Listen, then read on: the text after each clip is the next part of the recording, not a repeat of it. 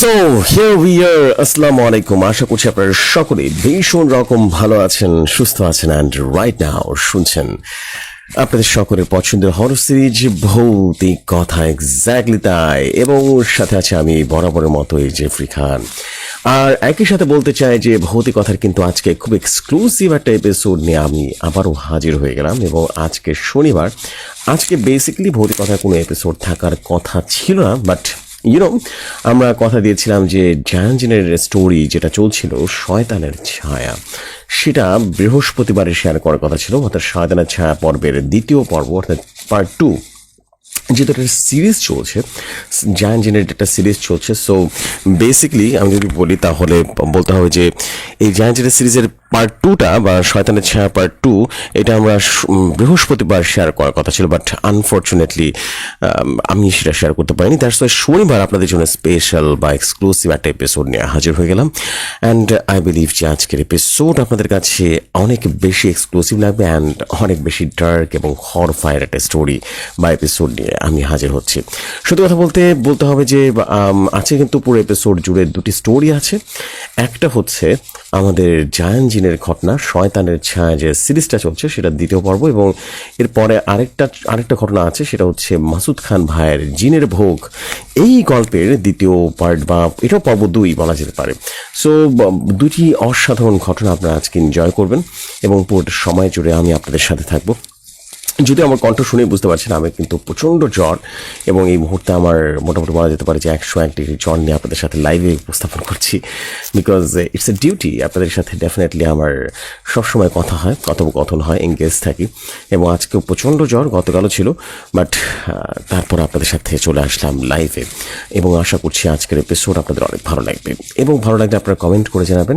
নিশ্চয়ই জানেন যে আমাদেরকে এই ঘটনা পাঠাতে চাইলে আপনারা চাইলে ভৌতিক কথা ঘটনা পাঠাতে পারেন। ঘটনা পাঠানোর দুটি ওয়ে আছে, এটা ইমেল আর এটা হচ্ছে হোয়াটসঅ্যাপ। ইমেল আইডিটা হচ্ছে ভৌতিক stories@gmail.com, হোয়াটসঅ্যাপ নাম্বারটা হচ্ছে 01400930111। This is basically it. আর তেমন কিছু বলবো না, আমি এখন যেটা করবো সেটা হচ্ছে আমরা শুরুতে যেটা করি সেটাই করব, এবং আমি এখন যেটা করবো সেটা হচ্ছে আপনাদের কমেন্ট সেকশনে চলে যাব, আপনাদের কমেন্ট পড়বো, এবং কমেন্ট পড়ে আর দেরি করবো না, দৌড়ে চলে যাব জাহাঙ্গীরের ঘটনায়। সো প্রথমে যদি বলি তাহলে বলতে হবে আখি আক্তার আমাদেরকে কমেন্ট করেছিলেন। তিনি লিখেছেন, আসসালামু আলাইকুম জেফরি ভাই, কেমন আছেন? আপনার সুমধুর কণ্ঠে গল্পগুলো তাড়াতাড়ি বলেন ইনশাআল্লাহ। আপু দ্রুতই শুরু করে দিচ্ছি। এছাড়া আমাদেরকে এস কে মনসুর ভাই কমেন্ট করেছেন। এছাড়া আমাদেরকে এমডি জামিল ভাই কমেন্ট করেছেন, কলিজার বড় ভাই কেমন আছেন, কাতার থেকে শুনছিলাম, থ্যাংক ইউ ভেরি মাচ আমাকে কাতার থেকে শোনার জন্য। আকাশ মীর ভাই কমেন্ট করেছেন, NT9 কমেন্ট করেছেন, আসসালামু আলাইকুম জেফরি ভাই। ওয়ালাইকুম আসসালাম। এসকে সাগর ভাই কমেন্ট করেছেন। এছাড়া আমাদেরকে জিনরা ভাইয়া কমেন্ট করেছেন। এছাড়া আমাদেরকে এমডি হৃদয় ভাই কমেন্ট করেছেন। ভৌতিক জগৎ বাই এনজে কমেন্ট করেছেন, অধীর আগ্রহে অপেক্ষা করছি আমাদের KGF মুভির hero rocking star Jeffrey Khan ভাইয়ের মুখে জাহাঙ্গীরের ভয়ঙ্কর অভিজ্ঞতার সঙ্গ হতে। Thank you very much Naim Sheikh ভাই। এটা কিন্তু নাইম শেখ ভাইয়ের নতুন একটা চ্যানেল। বাই দ্য ওয়ে, একটা ছোট্ট কথা, যদি সত্য করে ছোট্ট একটা কথা বলি তাহলে যেটা বলতে হবে যে নাইম শেখ ভাইয়ের আর জাহিদুল ইসলাম ভাইয়ের যৌথ প্রযোজনায় কিন্তু একটা ইউটিউব চ্যানেল আছে, এবং সেই চ্যানেলে কিন্তু আমাদের নাইম শেখ ভাই নিজেই কণ্ঠ দিচ্ছেন, এবং আমাদের জাহিদুল ইসলাম ভাই অর্থাৎ শহীদুল্লাহ কবিরাজের আমাদের জাহিদুল ইসলাম ভাই তিনিও কিন্তু মৌখিকভাবে গল্প শোনাচ্ছেন সেই চ্যানেলে, এবং সেটাই হচ্ছে আমাদের ভৌতিক জগৎ বাই এনজে এই চ্যানেলটা, আপনারা চ্যানেলে ভিজিট করে আসতে পারেন। এনিওয়েজ, এছাড়া আমাদেরকে এমপি আসিফ ভাই কমেন্ট করেছেন। এছাড়া আমাদেরকে হৃদয় ইসলাম জয় কমেন্ট করেছেন, আসসালামু আলাইকুম জবসু ভাই, কেমন আছেন? আলহামদুলিল্লাহ ভালো আছি। এমনি রাজন ভাই কমেন্ট করেছেন, যে সজীব ভাই কমেন্ট করেছেন, সানি আপু ধন্যবাদ আপনাকে সপ্তাহের পর সপ্তাহ আবারও জাহাঙ্গীরকে আমাদের মাঝে আনার জন্য। এবং বিশ্বাস করুন আজকের স্টোরিটা, আজকের পর্বটা বেশি ডার্ক এবং বেশি জোস হতে চলেছে, এবং খুবই ডিপ একটা স্টোরি হতে আছে। জাহাঙ্গীরের আগের ঘটনাগুলোতে আমরা এক প্রকার ফিল করতে পেরেছিলাম একটা মধুর একটা ঘটনা, আর এখনকার জাহাঙ্গীরের স্টোরিগুলো অনেক বেশি ডার্ক, হরফাইড, একটু ভায়োলেন্স ভরা স্টোরি থাকে। আগের জাহাঙ্গীর একটু ডিফারেন্ট ছিল, ওটা কাইন্ড অফ একটু সুমধুর ছিল, আর এই জাহাঙ্গীর অনেক বেশি সুমধুর, কিন্তু ঘটনাগুলো অনেক বেশি ডার্ক, আর এটাই চেয়েছিলাম আমি সবসময়। এছাড়া আমাদেরকে জাহাঙ্গীর কমেন্ট করেছেন, অসাধারণ, থ্যাংক ইউ সো মাচ। এছাড়া আমাদেরকে রাকিব খান কমেন্ট করেছেন, অসাধারণ হচ্ছে প্রিয় ভাই, থ্যাংক ইউ ভেরি মাচ। এছাড়া এছাড়া আমাদেরকে সোহানা সামা কমেন্ট করেছেন, শরীয়তপুর থেকে শুনছি। বাথন সরকার কমেন্ট করেছেন, এস এস সাগর ভাই কমেন্ট করেছেন, নাইম ভাই কমেন্ট করেছেন, ডিজিটাল মার্কেটিং কমেন্ট করেছেন। এছাড়া আমাদেরকে সেলিম ব্রো কমেন্ট করেছেন, লাভ ইউ জফরি ভাই, থ্যাংক ইউ সো মাচ। এছাড়া আমাদেরকে বিজয় এফ কমেন্ট করেছেন, আসসালামু আলাইকুম। এছাড়া আমাদেরকে এমডি মুস্তাকিম কমেন্ট করেছেন, এমডি সিফাত ভাই কমেন্ট করেছেন, অন্তর রাজ ভাই কমেন্ট করেছেন, বাইজাত গেমিং কমেন্ট করেছেন, রাঠোর খান কমেন্ট করেছেন, এমডি মুরাদ ভাই কমেন্ট করেছেন, বলেছেন আসসালামু আলাইকুম, কেমন আছেন? আলহামদুলিল্লাহ ভাই, অনেক ভালো আছি।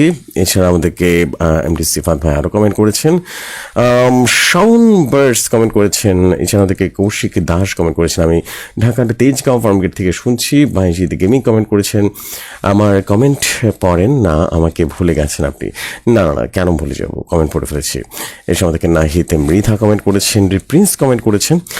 এনিওয়েজ, মোটামুটি অনেকের কমেন্ট পড়া শেষ এবং আমি এখন যেটা করবো সেটা হচ্ছে আপনাদের সবাইকে বলতে চাই, অফিসিয়ালি আজকের জায়ান্টিনের ঘটনা শুরু করতে যাচ্ছি। শয়তানের ছায়া যে সিরিজটা চলছে সেটার দ্বিতীয় পর্ব আমরা শুনবো এবং এর পরবর্তী সপ্তাহে অর্থাৎ এই আগত বৃহস্পতিবারে আমরা শয়তানের ছায়া গল্পটির সর্বশেষ পার্ট শুনবো। বিশ্বাস করুন, একটু বেশি জোশ হতে আছে। আপনাদের মনের মতো সুন্দর একটা এপিসোড উপহার দিতে আছি, দেরি করবো না।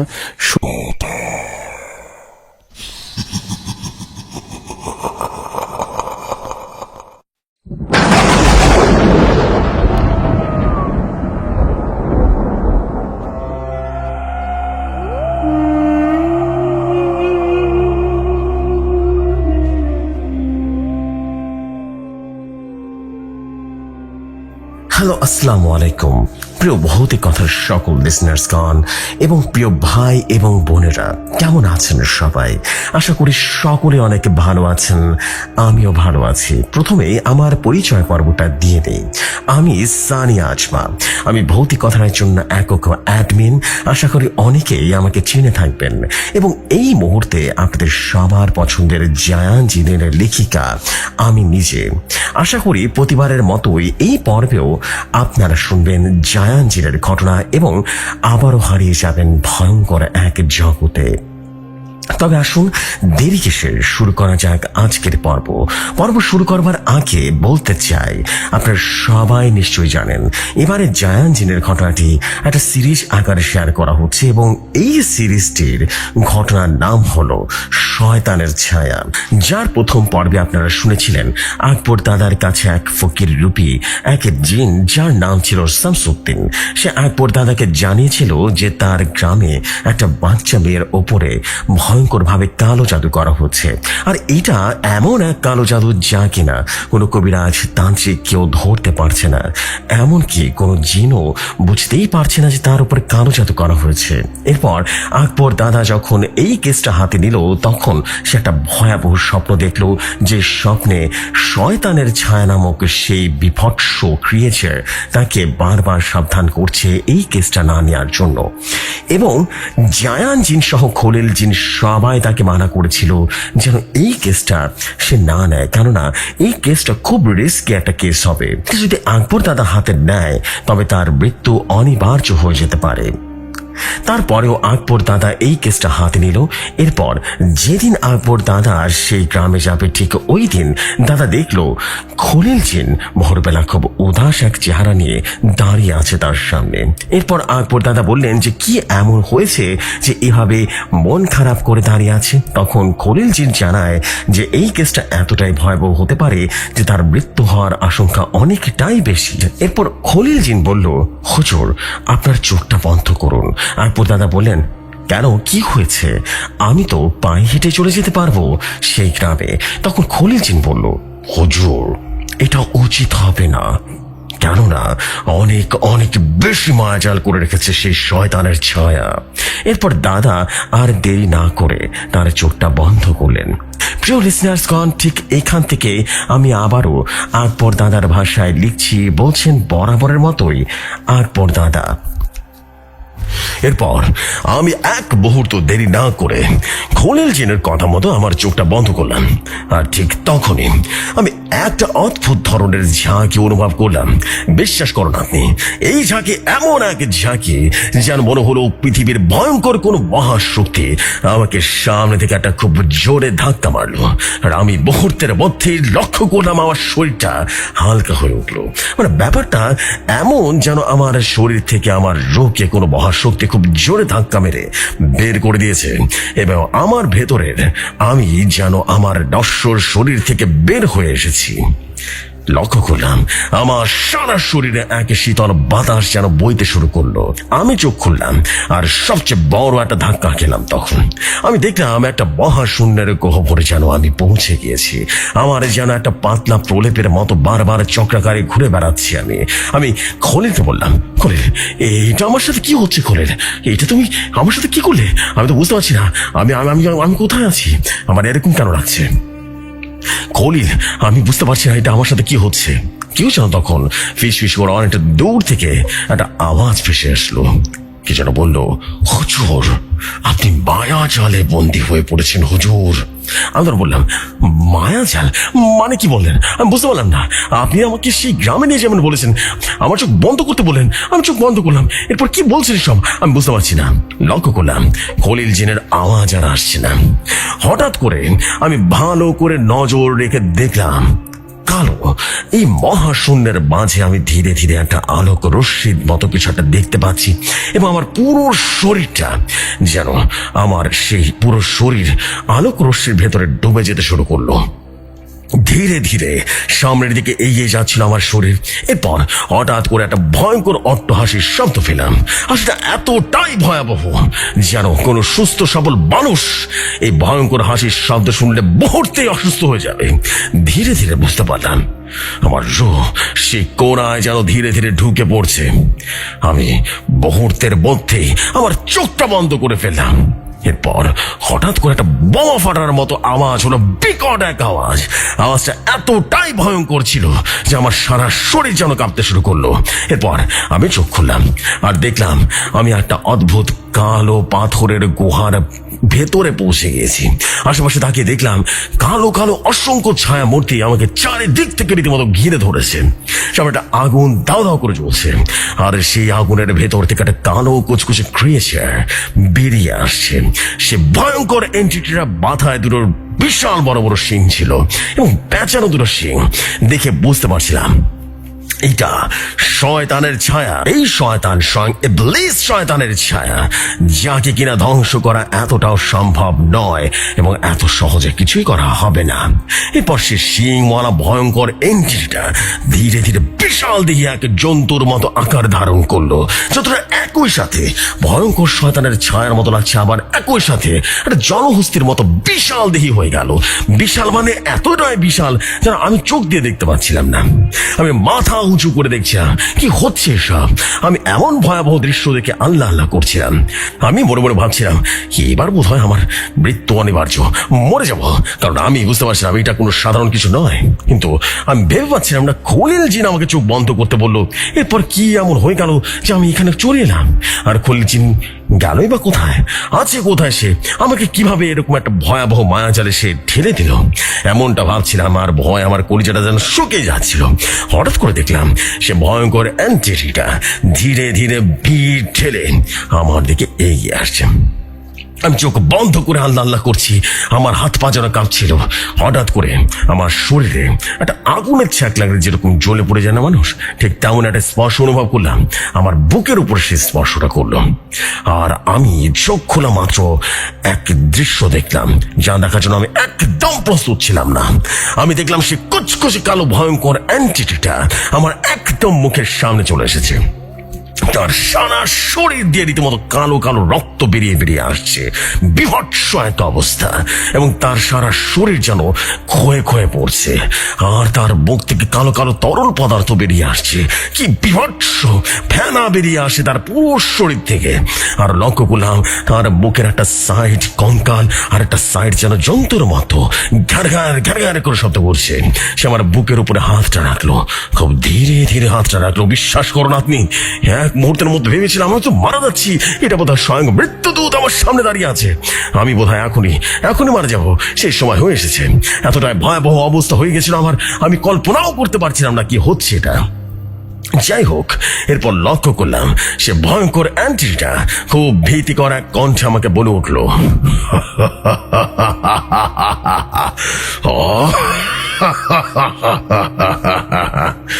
কিরে আকবর, আমাকে চিনতে পেরেছিস তুই? আমি তখন আমতাবদ করে বললাম, কে তুই, কে তুই? সে আবুটা তখন বলে উঠল, আমি হলাম এই পৃথিবীর মিথ্যার রাজা, আমি হলাম এই পৃথিবীর সকল মিথ্যার শুরু, আমার শুরু আছে, নেই কোনো শেষ। এই পৃথিবীর বুকে আমি বারবার জন্ম নিয়েছি, এক একবার এক এক নামে জন্ম নিয়েছি। আমি হলাম সেই সত্তা যার নাম শুনে বারবার কেঁপে উঠেছে সারা পৃথিবীর ভয়ঙ্কর সব জিনেরা। আমি হলাম সেই সত্তা যার ইশারায় জিনের বাদশা পর্যন্ত আমাকে পুজো করে। আমি হলাম এই পৃথিবীর ধোঁকার রাজা। আমার ধোকায় যুগে যুগে মানুষ নিজের আমল নষ্ট করেছে, আমার ধোকায় বারবার মানুষ খুন খারাপিতে লিপ্ত হয়েছে। যুগে যুগে এক এক সময় আমি এক এক রূপ নিয়ে ফিরে এসেছি। কখনো আমার নাম ছিল সার্পেন্ট, কখনো আমার নাম ছিল বাস, কখনো আমার নাম ছিল মাম্মান। আমি হলাম শয়তানের ছায়া, আমার কোনো রূপ নেই, আমার সময় সীমা নেই, আমি এক এক সময় এক এক রূপে থাকি, আর সব সময় আমি থাকি মানুষের অন্তরের ভেতরে। আমি যেন তার কথা শুনে হতভম্ব হয়ে গেছিলাম। আমি মনে ভাবছিলাম, তার মানে ইবলিস শয়তানের ছায়াটা, এটা কিভাবে সম্ভব, এটা কিভাবে সম্ভব? আর এই জন্যই জায়ান বারবার আমাকে মানা করেছিল এই কেসটা হাতে না নিতে, কেননা এখানে স্বয়ং ইবলিস শয়তান জড়িত, আমি ধ্বংস হয়ে যাব। শয়তানের ছায়া তখন আমাকে বলল, তোর মতো কবিরাজ আমার সাথে মোকাবেলা করতে এসেছিস, এই আদম সন্তান, তোকে আমি স্বপ্নে দেখিয়েছিলাম যেন তুই সতর্ক হয়ে যাস, আমার সাথে মোকাবেলা করার সাহস না করিস, কেননা আমি সবাইকে একবার করে সুযোগ দিই, কিন্তু মানব সন্তান খুবই অহংকারী, তোরা বারবার ভুলে যায় শয়তানের ছায়া তোদের সাথেই আছে। একবার যদি পেছনে পড়ে যায় তবে সে মানুষের সময় শেষ হয়ে যায়। এই বলে এনটিটিটা আমার সামনে দাঁড়িয়ে বিড়বিড় করে কি যেন পড়তে শুরু করলো। আমি বুঝতে পারছিলাম আমার সারা শরীর আগুনে পুরো ছাই হয়ে যাচ্ছে, জ্বলে যাচ্ছে, আমার সারা শরীর যেন আগুনে পুড়ে যাচ্ছিল। আমি আমার হাতের দিকে তাকালাম, আমি লক্ষ্য করলাম আমার হাতের ভিতর থেকে আমার কঙ্কাল দেখা যাচ্ছে, সবকিছু জ্বলে পুড়ে ছাই হয়ে যাচ্ছে, আমার সারা শরীর ছাই হয়ে যাচ্ছে। এরকম বিভৎস দৃশ্য দেখে আমি পুড়ে যাচ্ছিলাম। আমি বুঝতে পারলাম আমি শেষ, আমার সময় শেষ হয়েছে। আমি আরো লক্ষ্য করলাম আমার মুখমণ্ডল, আমার সরাসরি যেন আগুনে পুড়ে ধরে যাচ্ছে একেবারে। কি বিভৎস অবস্থা, আমি যেন পুরো ছাই হয়ে যাচ্ছিলাম। আমি নিচে তাকালাম আর এমন এক দৃশ্য দেখলাম যা দেখে আমার মাথাটা চক্কর দিয়ে উঠলো। আমি দেখলাম আমার অর্ধেকটা শরীর লাল লাল লাভা, আগুনের লাভার ভিতরে ঢুকে গিয়েছে, আর আমি ধীরে ধীরে পুরো শরীরটা যেন সেই লাভার ভিতরে ঢুকে যাচ্ছে। নাতনি, বিশ্বাস করো নাতনি, আমি সাক্ষাতে জাহান্নামের ভিতরে প্রবেশ করছিলাম। আমি যেন সবকিছু ভুলে গেছিলাম, আমি শুধু আল্লাহ আল্লাহ করছিলাম। আমি বুঝতে পারছিলাম আবার মৃত্যুর সময় করে এসছে, আমাকে আর কেউ বাঁচাতে পারবে না, আমি চিৎকার করে বললাম, হে আল্লাহ, তুমি আমাকে বাঁচাও আল্লাহ, তুমি যেভাবে হোক আমাকে রক্ষা করো আল্লাহ, এই আযাব থেকে আমাকে রক্ষা করো। এই বলে আমি চোখ বন্ধ করে জায়ানকে স্মরণ করলাম আর বললাম, জায়ান সাহেব, আপনি কোথায় আছেন? চলে আসুন, আমাকে বাঁচান। আর ঠিক তখনই চারদিকে পরিবেশটা কেমন যেন অন্যরকম হয়ে যাওয়া শুরু করলো। মুহূর্তের মধ্যে আমার শরীরটা আবারও হালকা হয়ে গেল। কেউ যেন পেছন থেকে ভয়াবহ এক ফোর্স দিয়ে টেনে হিচড়ে আমাকে নিয়ে যাচ্ছিল। মানে অনেকটা এমন যেন কেউ পেছন থেকে দড়ি দিয়ে খুব জোরের ধারণাটা টান দিয়ে আমার শরীরটা ঠিক আগের মতো করে নিয়ে যাচ্ছিল। কেউ আমাকে খুব জোরে টেনে হিচড়ে নিয়ে যাচ্ছে সে আগুনের গহ্বর থেকে। আর ধীরে ধীরে সে কালো জগৎ থেকে বেরিয়ে আবারও পেছনে যাওয়া শুরু করলাম। আর ধীরে ধীরে কালো জগৎটা যেন মিলিয়ে গেল, সেই গুহা মিলিয়ে গেল, সে আগুন মিলিয়ে গেল। মনে হলো সবকিছু ধীরে ধীরে আবারও আগের মতো স্বাভাবিক হয়ে যাচ্ছে। আর এরপর আমি বুঝতে পারলাম আমার পুরো শরীরটা যেন শূন্যে ভাসছে। আমি একটা বেলুনের মতো করে, গ্যাস বেলুন আছে না, ওই গ্যাস বেলুনের মতো করে ভেসে বেড়াচ্ছিলাম। আমি একদম পাতলা হয়ে গেছিলাম, একদম হালকা। আর নিচের দিকে তাকিয়ে লক্ষ্য করলাম আমার শরীর আসলেই শূন্যে ভাসছে। আমার শরীরটা ভাসতে ভাসতে ধীরে ধীরে বাসার উঠানের সামনে এগিয়ে গেল। আমি ওপর থেকে দেখলাম, আমি ভেসে ভেসে দেখতে শুরু করলাম। আমার শরীরটা ভেসে ভেসে আমার রুমের ভেতরে ঢুকে দেওয়া শুরু করলো। আর ঠিক তখনই আমার বুকের ভেতরটা ধক করে উঠলো। আমি দেখলাম আমার শরীর বিছানায় যেন পড়ে আছে, আর আমার পাশে দুজন দাঁড়িয়ে আছে। একজন খলিল জিন, সে অঝরে কেঁদে যাচ্ছে, কেঁদে যাচ্ছে তো যাচ্ছে, তার পুরো কান্নায় যেন চারিদিকটা যেন বন্যা হয়ে গেছে।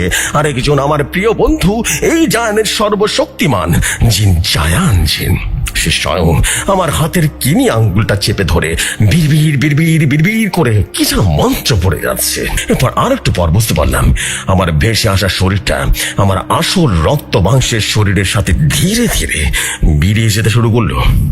খুব স্পষ্ট একটা বিষয় বুঝতে পারলাম, আমি সাক্ষাৎ মৃত্যুর পর ফিরে এসেছি আমার নিজের সশরীরে। অর্থাৎ আমার মৃত্যু ঘটে গিয়েছিল ঠিক তখনই যখন খলিল জিন আমাকে চোখ বন্ধ করতে বলেছিল। নাতনি, তুমি বিশ্বাস করবে না, তুমি বিশ্বাস করবে না। আর এখন আমার রূহ, আমি বুঝতে পারছিলাম আমার রূহ আমার শরীরের ভিতরে প্রবেশ করেছে। এরপর কি হচ্ছে আমি জানি না, সবকিছু যেন মুহূর্তেই সাদা হয়ে গেল। যখন আমার চোখ খুলল না, তখন দেখলাম সামনে দাঁড়িয়ে আছে সাদা জুব্বা পরা, মাথায় মুকুট পরা অসম্ভব সুন্দর এক যুবক, যার শরীর থেকে এক মায়াবী সুঘ্রাণ যেন ছড়িয়ে পড়েছে চারিদিকে, যা কিনা এই পৃথিবীতে যে কোনো মানব হৃদয় শুকলে বেহুশ হয়ে যাবে। সে আর কেউ নয়, স্বয়ং জায়ান দাঁড়িয়ে আছে আমার সামনে। তার চোখের ভেতরের গভীরতা দেখিয়ে বুঝতে পারছিলাম সে নিচু এতক্ষণ কাঁদছিল। আমার হাতটা জোরে অঝরে কাঁদছিল সে। আমি চোখ খোলার সাথে সাথে জায়ান বলে উঠল, হুজুর এখন কেমন আছেন? আমাকে দেখতে পাচ্ছেন হুজুর? আমি বললাম, জায়ান সাহেব, আপনি এসেছেন, আপনি এসেছেন জায়ান সাহেব।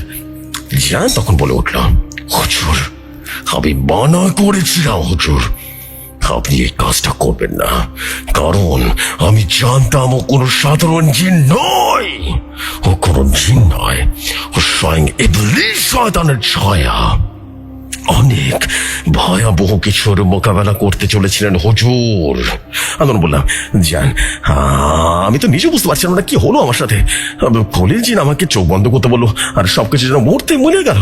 কি কি হয়ে গেল আমি বুঝতে পারলাম না। আমি একটা কোহল একটা অন্ধকারের ভিতরে হারিয়ে গেছিলাম, কি হচ্ছে আমি বুঝতে পারছিলাম না।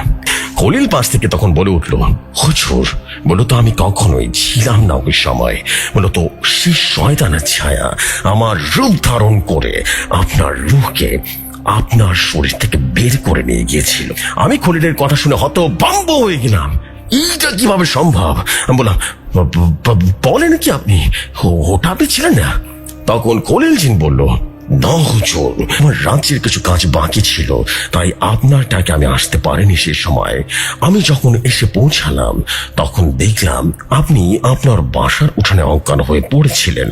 এরপর আপনাকে আমি বেডরুমে নিয়ে এসে আপনার মাথায় হাত রেখে আমি বুঝতে পারি আপনার শরীর থেকে রূহ বেরিয়ে গেছে, আপনার কোনো নিঃশ্বাস প্রশ্বাস চলছে না, আপনি মৃত্যুর পথযারী এক ব্যক্তি হয়ে গেছেন। তখন অনেক কষ্টে আপনার সাথে যোগাযোগ স্থাপন করে এবং জায়ানকে ডাকলাম। এরপর তো আপনি জানেনই। আমি বললাম, জান আজ আপনি না থাকলে আমি হয়তো আমার শরীরে ফিরে আসতে পারতাম না। জান সাহেব আপনাকে অনেক ধন্যবাদ। জায়ান তখন বলল, হুজুর আপনার যদি কিছু হয়ে যেত আমি কি নিয়ে থাকতাম হুজুর? আল্লাহর পর একমাত্র আপনাকে ভালোবেসেছি হুজুর, আপনাকে ছাড়া আমি থাকতে পারবো না হুজুর। আমি তখন একটা বোঝকে হাসি দিয়ে বললাম, জান স্যার, দেখুন, কুল্লু নাফসিন যায়কাতুল মউত, পৃথিবীর পৃথিবীর পৃথিবীর প্রত্যেক প্রাণীকে মৃত্যুর স্বাদ গ্রহণ করতে হবে জান সাহেব। আর আমার জন্য আজ তো ভালো হলো, আমি তো মৃত্যুর স্বাদ পেয়ে গেছি। আজ থেকে আমি মৃত্যুকে আর ভয় পাই না, আর ভয় পাই না এক স্বয়ং আল্লাহ তাআলা ছাড়া আর কাউকে ভয় পাই না। আমি এই মিশন আরো শক্তভাবে আজকে নিতে পারবো। আমি পিছুপা হব না, কেননা আমি যদি পিছুপা হয়ে যাই তাহলে মৃত্যু স্বয়ং আমাকে দেখে হাসবে আর বলবে, আমি তো তোমার সাথেই ছিলাম, আমি তো তোমাকে একদিন না একদিন পাকড়াও করতাম, তুমি আমাকে থেকে ভয় পেতে। আমি এই ভুল করতে রাজি নই জান সাহেব, আমি রাজি নই। জায়ান তখন বলল, কি বলছেন হুজুর, এত কিছুর পরেও আপনি মিশনে হাত দিতে চাচ্ছেন? আমি বললাম, অবশ্যই অবশ্যই, কেননা আমি মৃত্যুকে আর ভয় পাই না, আর পাবো না। আমি মৃত্যুর মুখ থেকে আমি ফিরে এসেছি, মৃত্যু হয়ে যাওয়ার পরও আমি ফিরে এসেছি, আমার আর মৃত্যুর ভয় নেই আসে। জায়ান তখন বলল, বেশ, তবে আপনাকে আমি আর বাধা দেব না, তবে আমি কিছু দোয়া দিব আপনাকে, একটা তাবিজ দেব, যেন সেই শয়তানের ছায়া আপনার শরীর থেকে আপনাকে বের করে নিয়ে যেতে না পারে। আর জান সাহেব খলিলের দিকে তাকিয়ে বলল, আর খলিল, তুমি হুজুরকে সেই গ্রামে পৌঁছে দেবে, কিন্তু কোনোভাবে সেই গ্রামের ভেতরে প্রবেশ করবে না, কেননা এই যুদ্ধ হুজুরকে একাই লড়তে হবে।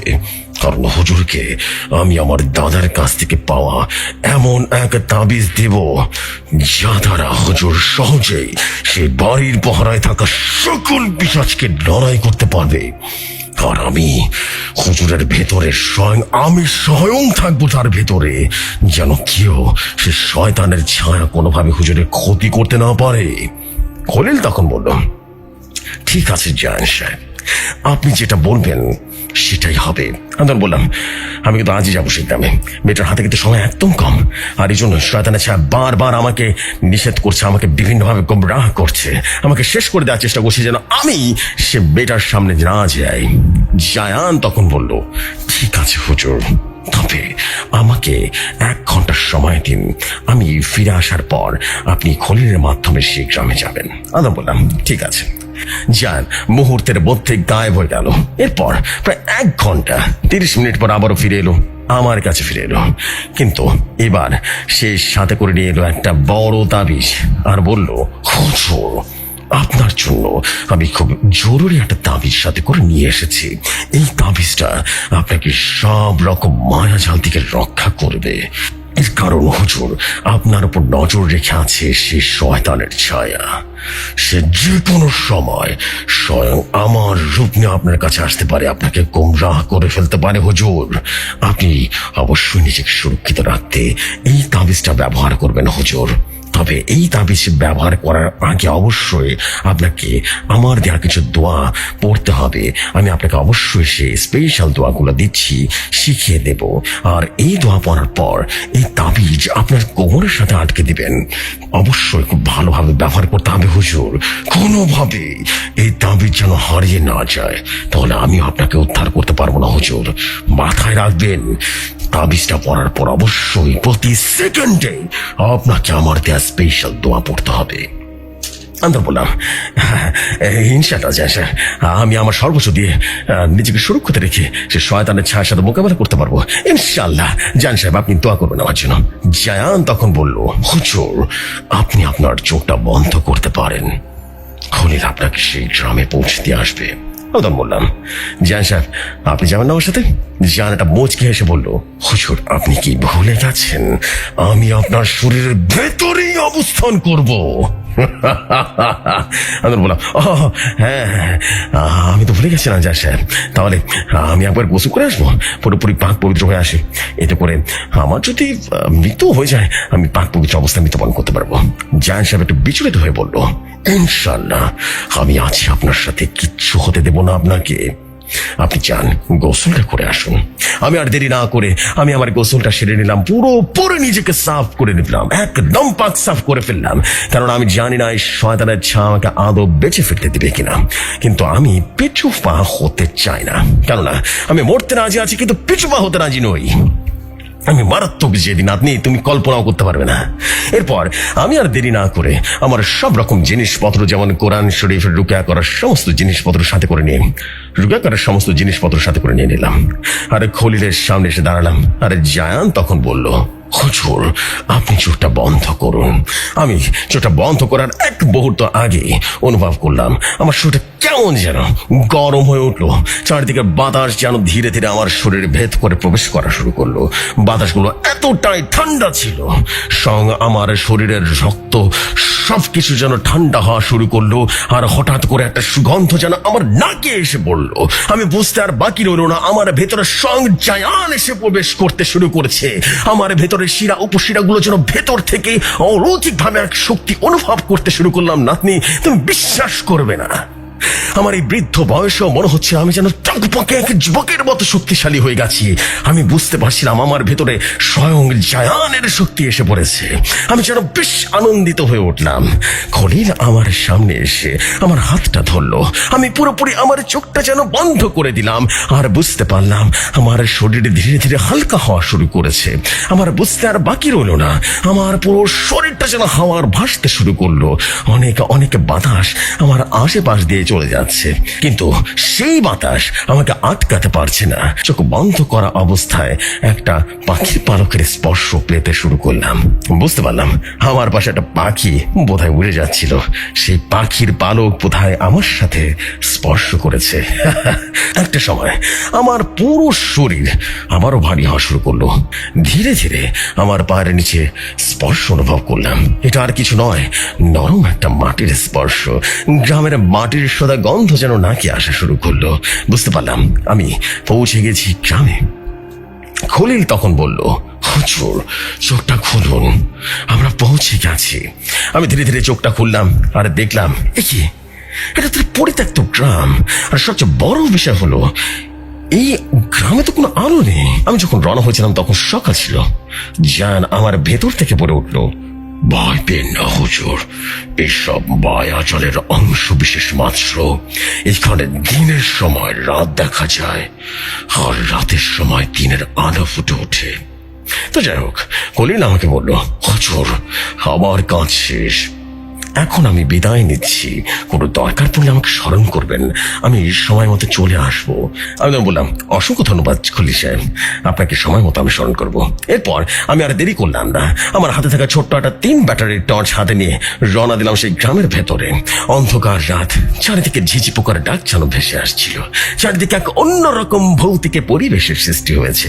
আমি হেঁটে হেঁটে যাচ্ছি আর বুঝতে পারছিলাম আমার আশেপাশে অনেক অনেক খারাপ কিছুর অস্তিত্ব আছে, যা কিনা আমার সাথে থাকা তাবিজটার কারণে আমাকে আক্রমণ করতে পারছে না। আমি এগিয়ে যেতে শুরু করলাম আর মনে মনে জায়ানের শিখানো দোয়া পড়তে শুরু করলাম। আর সামনে অলৌকিক ভাবে আমার চোখের সামনে রাতের অন্ধকার যেন ধীরে ধীরে মিলিয়ে যেতে শুরু করলো। আর ধীরে ধীরে দিনের আলো ফুটে উঠতে শুরু করলো। ধীরে ধীরে আলোর প্রখরতা বাড়তে শুরু করলো। বুঝতে বাকি রইল না, মায়াজাল কেটে যাওয়া শুরু করেছে। সবই সে জায়ান সাহেবের বদলতে। আমি যত এগোচ্ছি ততই যেন আলো বাড়তে শুরু করলো। একটা সময় লক্ষ্য করলাম পুরো আকাশটা যেন ফকফকে আলোয় আলোয় আলোকিত হয়ে যাচ্ছে। জায়ান আমার ভেতর থেকে আমাকে বলে উঠলো, এই তো হচ্ছে হুজুর, খুব ভালোভাবে আপনি এগিয়ে যেতে পারছেন আর মায়া জালটাও কেটে যেতে শুরু করেছে আপনার। আমি একটা সময় লক্ষ্য করলাম ধীরে ধীরে সব কিছু আগের মতো স্বাভাবিক হয়ে যাচ্ছে। মানুষজন চলাচল করছে, পাখির কিচিরমিচির শব্দ শোনা যাচ্ছে, পশু পাখির ডাক শোনা যাচ্ছে। দূরে কোথাও একটা গরুর ডাক দিচ্ছিল, সেটাও শুনতে পেলাম। মুরগির শব্দ শুনতে পেলাম, ছাগলেরও কণ্ঠ শুনতে পেলাম। এবং একটা স্বাভাবিক গ্রামের একটা পরিবেশ যেন চোখের সামনে ভেসে উঠলো। শান্তি লাগছিল তখন যে হ্যাঁ, এখন মনে হয় কাজ করতে পারবো। তো যাই হোক, আমি ধীরে ধীরে এগিয়ে যেতে যেতে দেখলাম সে একটা বট গাছের নিচে বসে বসে বিশ্রাম নিচ্ছে। সেই শামসুদ্দিন নামের সে বৃদ্ধ জিন। আমি তার কাছে খুব দ্রুত আসতে সে আমাকে বললেন, আকবর, তুমি এসেছো আকবর, আমি খুব খুশি হয়েছি। এসো এসো আমার সাথে এসো, আমার হাতটা ধরো। আমি তার হাতটা ধরলাম আর সাথে সাথে 1000 ভোল্টের একটা বিদ্যুতের শক খেয়ে গেলাম। আমি যেন ভয় পেয়ে গেলাম, কি বাবা এমন কেন তার হাত? চমকে উঠলাম।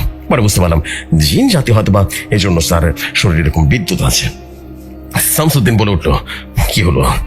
এসো এসো আকবর এসো। আমি আর কিছু না বলে এগিয়ে যেতে শুরু করলাম শামসুদ্দিনের পিছু পিছু। লক্ষ্য করলাম শামসুদ্দিন কেমন যেন আজকে কথা বলছে না, শুধু হেঁটে হেঁটে চলে যাচ্ছে সামনের দিকে আর বিড়বিড় করে কি যেন বলছে।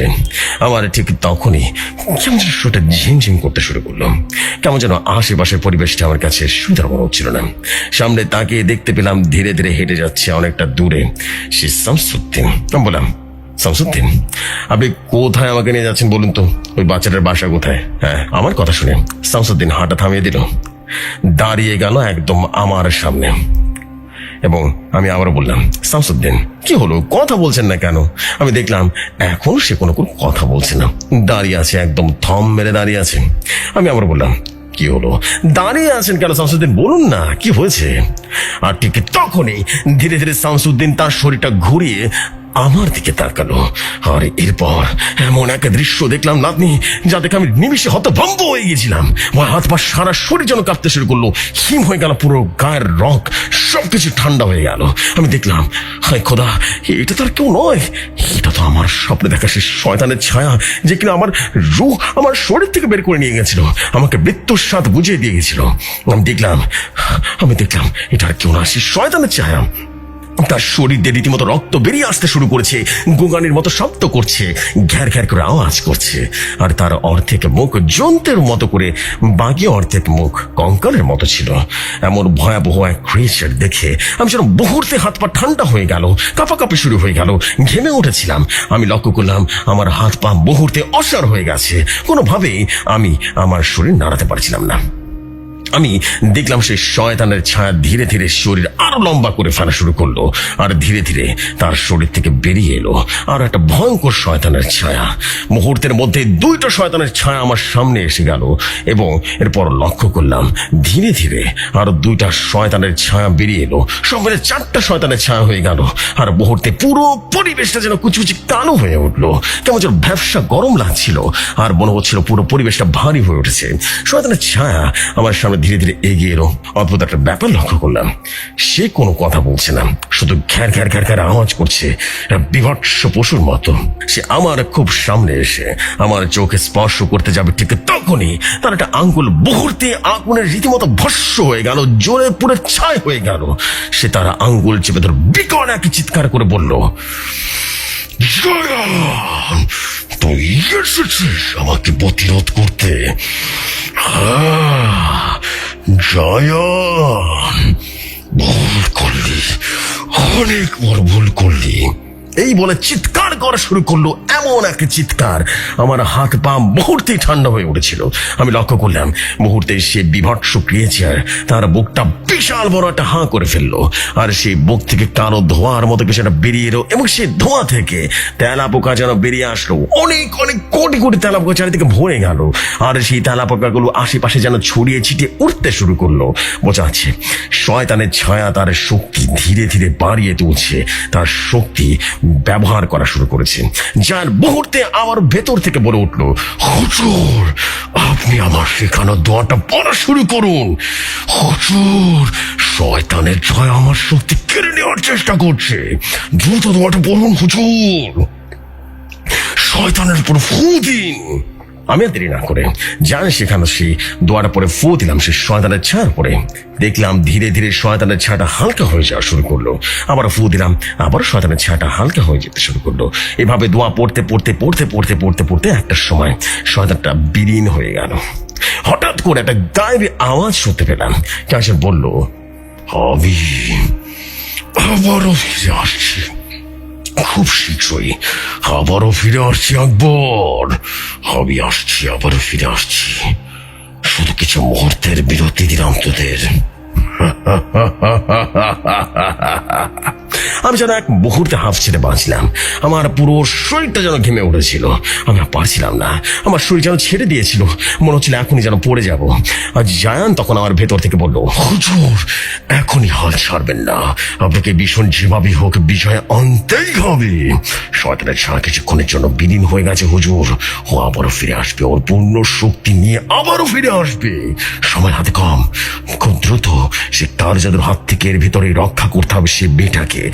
একবার যদি সেই শয়তানের ছায়া ফিরে আসে তাহলে আর কোনোভাবেই এই মিশন আমরা জিততে পারবো না হুজুর, কোনোভাবেই না। সে বেটা প্রাণ হারাবে, আর স্বয়ং আপনিও প্রাণ হারাবেন, সাথে আমিও কষ্টের ভিতরে থাকবো। হুজুর, দেরি করা যাবে না, দ্রুত সে বেটার বাসায় যান। আমি আপনার মস্তিষ্কের ভেতরে বেটার বাসার ঠিকানা দিয়ে দিচ্ছি হুজুর। আর কোনো মায়াজালে পা দিবেন না দয়া করে হুজুর। আর আপনাকে একটা বিষয় জানানো দরকার হুজুর, শামসুদ্দিন জিনকে গতকাল রাতে শয়তানের ছায়া নির্মম ভাবে হত্যা করেছে। আর এই দুঃসংবাদটা স্বয়ং খলিল আমাকে জানিয়েছিল গতকাল রাতে। যদিও খলিল আপনাকে জানাতে মানা করেছিল, কিন্তু আপনি না হলে আবারও মায়াজালে পা দিতে পারেন, তাই বলে দিলাম। আমি জানের কথা শুনে রীতিমতো চোখে পানি চলে এলো। মুহূর্তের মধ্যে যেন মনটা ভেঙে গেল। মনে হলো একটা জিন নিজেকে আত্মত্যাগ করে দিল একটা বাচ্চা মেয়েকে বাঁচাতে গিয়ে। এরপর আমি দেরি করলাম না, আমি জানকে বললাম, ঠিক আছে জান সাহেব, আপনি আমার মনের ভেতরে বেটার বাড়ির ঠিকানা দিয়ে দিন। কেননা আমি শামসুদ্দিন জিনের দেয়া সে ঠিকানাটা নিয়ে আসিনি। জান আমার মনের ভেতর থেকে সে বাচ্চা মেয়েটার বাড়ির ঠিকানা বসিয়ে দিল। মুহূর্তেই যেন মনে পড়ে গেল সে বাড়ির ঠিকানা। আমি ধীরে ধীরে এক পা দুপা করে এগিয়ে যেতে শুরু করলাম। আশেপাশের ঝোপঝাড় সবকিছুই যেন ভয়ঙ্কর অদ্ভুত দেখছিলাম, কিন্তু মনে হচ্ছিল সেই পরিবেশটা চাচ্ছে না আমি সে বাড়ির দিকে যাই। বুঝতে পারছিলাম সেই পিশাচগুলো উকি চুকি মারছে, কিন্তু জায়নের ভয় কেউ এগিয়ে আসতে পারছে না। অনেক কষ্টে খুঁজে খুঁজে সে বাড়িতে পৌঁছলাম। বাড়ির সামনে গেটের সামনে এসে উকি মেরে ভেতরে দেখতে পেলাম একটা ছোট্ট একটা টিনের ঘর। আমি বলে উঠলাম, কেউ আছেন নাকি ভিতরে?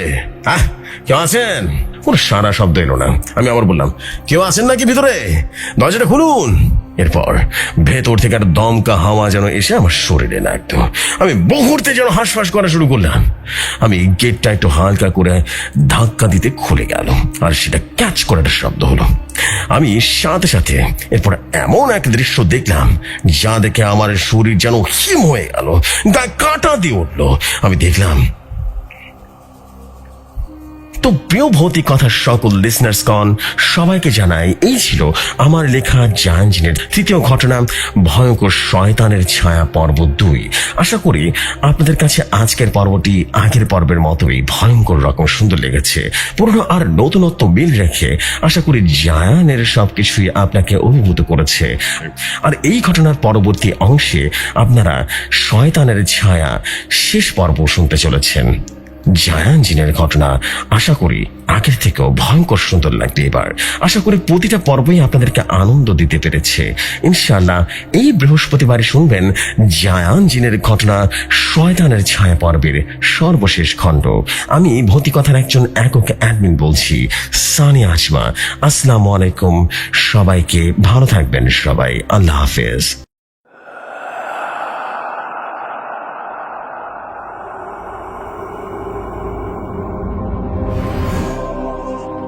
সো এই ছিল জায়ান জিনের ঘটনা।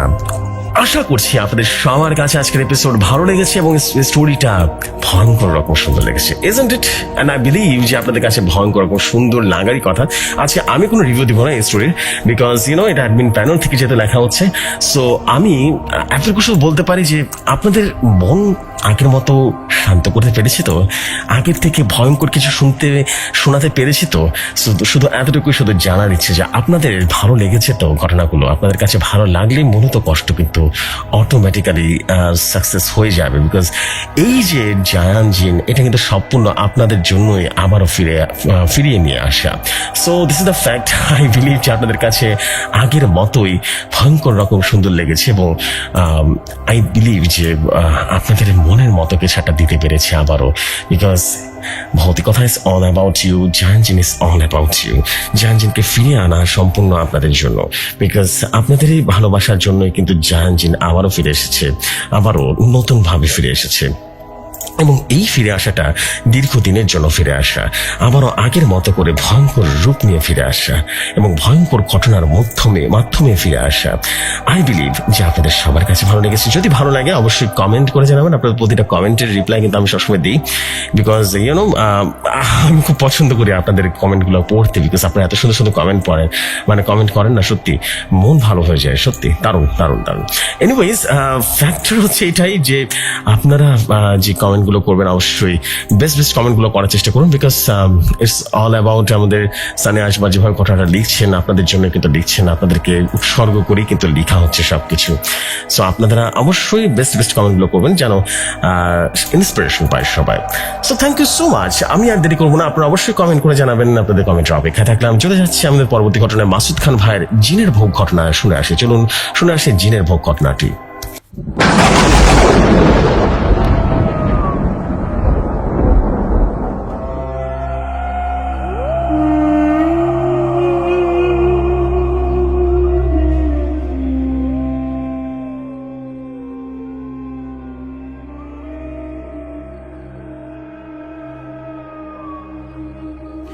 ঘটনাটা আমার কাছে যেভাবে এসেছে আমি ঠিক সেভাবেই পড়ছি। তিনি লিখেছেন, আসসালামু আলাইকুম জসু ভাই, আশা করি আপনি ভালো আছেন। আপনি সবসময় ভালোর দরেই থাকেন। আমি প্রতিদিন আপনার মুখে ভৌতিক গল্প না শুনলে আমার ঘুমটা আসে না। দুপুরে খাবার খেয়ে শুতে গেলে আপনার মধুর কণ্ঠে গল্প না শুনলে আমার ঘুম আসবে না। এটা আমার নিত্য দিনের সঙ্গী। তাই ভাবলাম আমার ডায়েরিতে জমানো গল্পগুলো আপনার সাথে শেয়ার করি। গল্পের নাম জিনের ভোগ, পর্ব 2, লেখক মাসুদ খান। এই গল্পের লেখক আমি নিজেই। যে ভাই, আমার জেলা বরগুনা থানা বেতাগী গ্রাম বিবিচিনি। তো জেসু ভাই, কথা না বাড়িয়ে ঘটনা শুরু করি। গত পর্বে যেখানে শেষ করেছিলাম ঠিক সেখান থেকে শুরু করছি। আর এই শিশু এতটা শক্তিশালী হয়ে উঠবে যে এর দ্বারা স্বয়ং ইবলিস জিনের সর্দার সব রকমের কাজ করাতে পারবে। একটা শয়তান কখনো মসজিদ মাদ্রাসায় প্রবেশ করতে পারে না, পবিত্র স্থানে থাকতে পারে না। আর এই শিশু মসজিদ মাদ্রাসা মন্দির গির্জা সব জায়গায় প্রবেশ করতে পারবে। স্বয়ং ইবলিস শয়তান সেখানে প্রবেশ করতে ভয় পায়, সেখানে এই শিশু প্রবেশ করতে পারবে কোনো বিপদ ছাড়াই, কারণ তার শরীরের অর্ধেক মানুষের আর অর্ধেকের জিনের হবে। যেদিন তুলির পিরিয়ড হয়েছিল আর সেই পিরিয়ডের রক্ত টিস্যু দিয়ে জানালার বাইরে ফেলার সময় এইখান থেকে যেতেছিল সেই শয়তানের পূজারী পালিত পিশাচী। তখন তুলির পিরিয়ডের রক্ত দেখে চমকে গেল। কুমারী মেয়েদের পিরিয়ডের রক্ত দিয়ে কালো বিদ্যা করা হয়। শয়তানের পূজারীর নাম ছিল রাহু তান্ত্রিক। আর এই খবর পিশাচের মাধ্যমে চলে যায় শয়তানের পূজারী রাহু তান্ত্রিকের কাছে। এই খবর শুনে রাহু প্রচন্ড ভাবে হাসতে থাকলো, আর তার হাসির ভয়ে গাছের ডালপালা বর্ষা পাখিগুলো যেন উড়ে যেতে লাগলো। আমি এমন এক পূজারী মেয়ের অপেক্ষা করছিলাম যার রক্ত দিয়ে কালো জাদু শক্তিশালী করা যাবে। এই বলে আবারও হাসতে লাগলো শয়তানের পূজারী। এতটা শক্তিশালী ছিল যে তার কাছে হাজার ইফরিত জিন আছে, আর এই জিনগুলোর মাধ্যমে মানুষের উপর কালো জাদু করে। আর 7 দিন হয়ে যাওয়ার পর হুজুর আমাদের বাসায় আসতে লাগলো। আমি আগে বলেছিলাম আমাদের বাসা থেকে হুজুরের বাসা 2 গ্রাম পরে, আর ওইদিকে হুজুরের বন্ধু জিনেরা অপেক্ষা করছে পূর্ণ নক্ষত্র রাতের জন্য। স্বয়ং অন্ধকারের বাদশাহ ইবলিস জিনের সর্দার জাহান্নামে পাঠিয়ে দেওয়ার জন্য।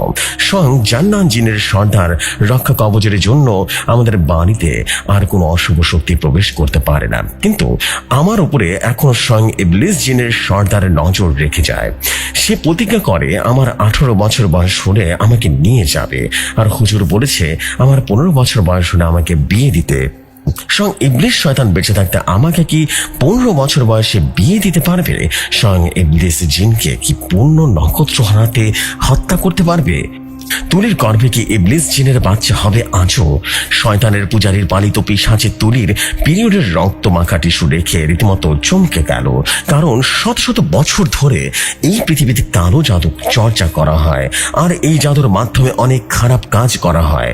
শয়তানের পূজারীর পালিত পিশাচেরা এবং নজর থেকে যায় তুলির উপরে কবে আবারও তার পিরিয়ড হবে। এত কিছু বলার কারণ হলো এই ঘটনাটা আস্তে আস্তে অন্যদিকে মোড় নিতে যাচ্ছে জেফরি ভাই। আজকে শনিবার, সামনে আমার পরীক্ষা। এত কিছু আমার সাথে হয়ে যাওয়ার জন্য অনেক দিন যাবত স্কুলে যেতে পারিনি। মা বলল, অনেক তো হলো, এখন তুমি পুরোপুরি সুস্থ, তোমার সামনে পরীক্ষা, সেই জন্য এখন থেকে রোজ স্কুলে যাওয়া শুরু করো। আমি তখন বললাম, মা সবে তো মাত্র সুস্থ হলাম, আর কিছুদিন বাসায় থাকি না। হুজুর তো বললো, আমাকে বলেছে আমি যেন ঘর থেকে বের না হই। না না, আমি স্কুলে যাব না মা, কিছুদিন থাকি না, আর ভালো লাগে না। গ্রামের মায়েরা ছেলে মেয়েরা যা কিছু হয়ে যাক তবু স্কুল কামাই করতে দেবে না। মা বলল, তোমার সামনে পরীক্ষা, তোমার বাবা কাজে যাওয়ার সময় তোমাকে স্কুলে নিয়ে যাবে। একটা পর্যায়ে মায়ের জোরাজোরির জন্য স্কুলে যাওয়ার জন্য রাজি হলাম। অন্যদিকে শয়তানের পূজারীর রুহু তান্ত্রিক তার পালিত ভয়ঙ্কর পিশাচের মাধ্যমে জানতে পারলো তুলির সাথে স্বয়ং ইবলিস জিনের সর্দারের শারীরিক সম্পর্ক হয়েছে। এইটা শোনার পর তান্ত্রিক অট্টহাসিতে ফেটে পড়লো, কারণ শয়তানের পূজারী রুহু তান্ত্রিক চায় স্বয়ং ইবলিস জিনের সর্দার তার গোলাম হয়ে থাকুক সারাটা জীবন। রুহু তান্ত্রিক তখন তার পালিত ইফরিত জিনকে বলল, আমাদের যত পিশাচ সেনা আর বিভিন্ন প্রজাতির জিন আছে না, তাদের সবাইকে যুদ্ধের জন্য প্রস্তুত রাখবো। আমি অন্ধকারের জগতের বাদশার সঙ্গে ইবলিস জিনের সর্দার আমার বসে আনতে চাই, আর আমার ক্ষমতা আরো বৃদ্ধি করতে চাই। এই বলে একটা অট্টহাসি দিতে লাগলো। অন্যদিকে তুলির অবস্থা যেন দিন দিন খারাপ হতে শুরু করলো। তুলি শয়তানের মহিমায় এতটাই পড়েছিল যে প্রতি রাতেই শারীরিক সম্পর্ক না করলে অস্থির হয়ে যেত। তুলির মা এই বিষয়টা লক্ষ্য করে তার মেয়ের ঘাড়ে নোকেরা আঁচড় এবং লাল হয়ে আছে এটা দেখতে পেল। তখন তুলির মা বিষয়টা তুলির বাবাকে জানালো। তুলির মা ভাবলো আজকে রাতে তুলির উপরে নজর রাখতে হবে, তার মেয়ের সাথে কি এমন হচ্ছে সেটা দেখতে হবে। যে ভাবা সেই কাজ। রাতে খাওয়া দাওয়ার পর সবাই যার যার মতো ঘুমাতে গেল। তুলিও তার রুমে গিয়ে শুয়ে পড়লো, আর তুলির মা তুলির রুমের জানালার কাছে বসে নজর রাখতে লাগলো। রাত আনুমানিক কয়টা হবে বলতে পারবো না। হঠাৎ আমি অনুভব করলাম তুলির রুমের দিকে একটা আগুনের গোলা আসতে লাগলো, আর সাথে সাথে আসতে লাগলো শিউলি ফুলের সুঘ্রাণ। আমি স্পষ্টভাবে দেখতে পাচ্ছিলাম একটা আগুনের গোলা তুলির রুমের ভিতর প্রবেশ করলো, আর আমি মুহূর্তে অবাক হয়ে গেলাম। তুলির শোয়া অবস্থা থেকে উঠে ঘাড়ে বসে পড়েছে। ও হয়তোবা কারোর জন্য ওদের অপেক্ষারত আছে। আমি অবাক দৃষ্টিতে ওর দিকে তাকিয়ে রইলাম। আগুনের গোলা থেকে আস্তে আস্তে একটা মানুষের রূপে পরিবর্তন হলো। একটা অপর মানুষ বললে ভুল হবে। অপরটার পা ছিল ঘোড়ার পায়ের মতো, মুখ ছিল ঝলসানো, মাথায় ছিল একটা শিং, আর শুধু হাত ছিল মানুষের মতো। তুলিকে দেখে অপরটা সেই বিশ্রেটা হাসি দিল। আমার জ্ঞান হারানোর মতো অবস্থা, কিন্তু তুলিকে দেখে মনে হলো ওর কোনো ভয় নেই। ও হয়তোবা প্রতিদিন অববটাকে খুব কাছ থেকে দেখছে। আমি তখন জোরে জোরে আয়তাল কুরসির প্রথম থেকে পড়া শুরু করলাম, এবং পুরো অববটার অদৃশ্য হয়ে চলে গেল। আর তুলির দিকে তাকিয়ে দেখলাম তুলি আমার দিকে রাগান্বিত ভাবে তাকিয়ে রয়েছে, যেন আমি কোনো একটা বড় অপরাধ করে ফেলেছি অথবা তার কোনো ক্ষতি করে ফেলেছি। আমি তুলির বাবাকে ডাক দিলাম এবং সবকিছু বললাম।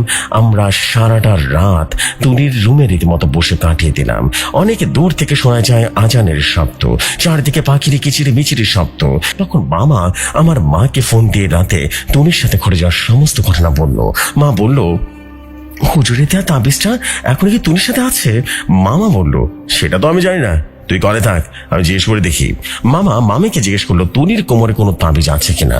মামি ভালোভাবে দেখিল এবং তুলির কোমরে কোনো তাবিজ নেই এটাই জানালো। সেটা মামা মাকে জানালো এবং মা বলল, আমি হুজুরকে ফোন দিয়ে সবকিছু বলে দিচ্ছি, তোরা তুলিকে সব সময় দেখে রাখ। হুজুরকে মা ফোন দিয়ে সমস্ত ঘটনা খুলে বলল। হুজুর বলল, এই শয়তান কি চায় আর কত মানুষের জীবন নরক বানাবে। আমি কালকে তুলিদের বাসায় যাব, আল্লাহ চাইলে সব কিছু ঠিক হয়ে যাবে। আমি আগেই বলেছিলাম শয়তানের পূজারী রাহু তান্ত্রিকের পালিত পিশাচ সব সময় তুলিকে নজরে নজরে রাখতো আর সমস্ত কথা তান্ত্রিককে জানিয়ে দিত। এই ঘটনাও তান্ত্রিক রাহু জেনে যায় আর তার পালিত পিশাচের মাধ্যমে জেনে যায়। তান্ত্রিক প্রচন্ড ভাবে রেগে যায়, কারণ হুজুর যদি তুলির চিকিৎসা করে তাহলে ইবলিস জিনের সর্দার তার হাতের কাছে চলে যাবে, তার এতদিনের স্বপ্ন নষ্ট হয়ে যাবে। আর এটা তো তান্ত্রিক কখনো এটা হতে দিতে পারে না। তাই রাতের শয়তানের পূজারী রাহু তান্ত্রিক স্বয়ং হুজুরের স্বপ্নে এসে বলল, হুজুর আপনি কালকে তুলির চিকিৎসা করতে যাবেন না, আর যদি যান অকালে আমার হাতে মরবেন।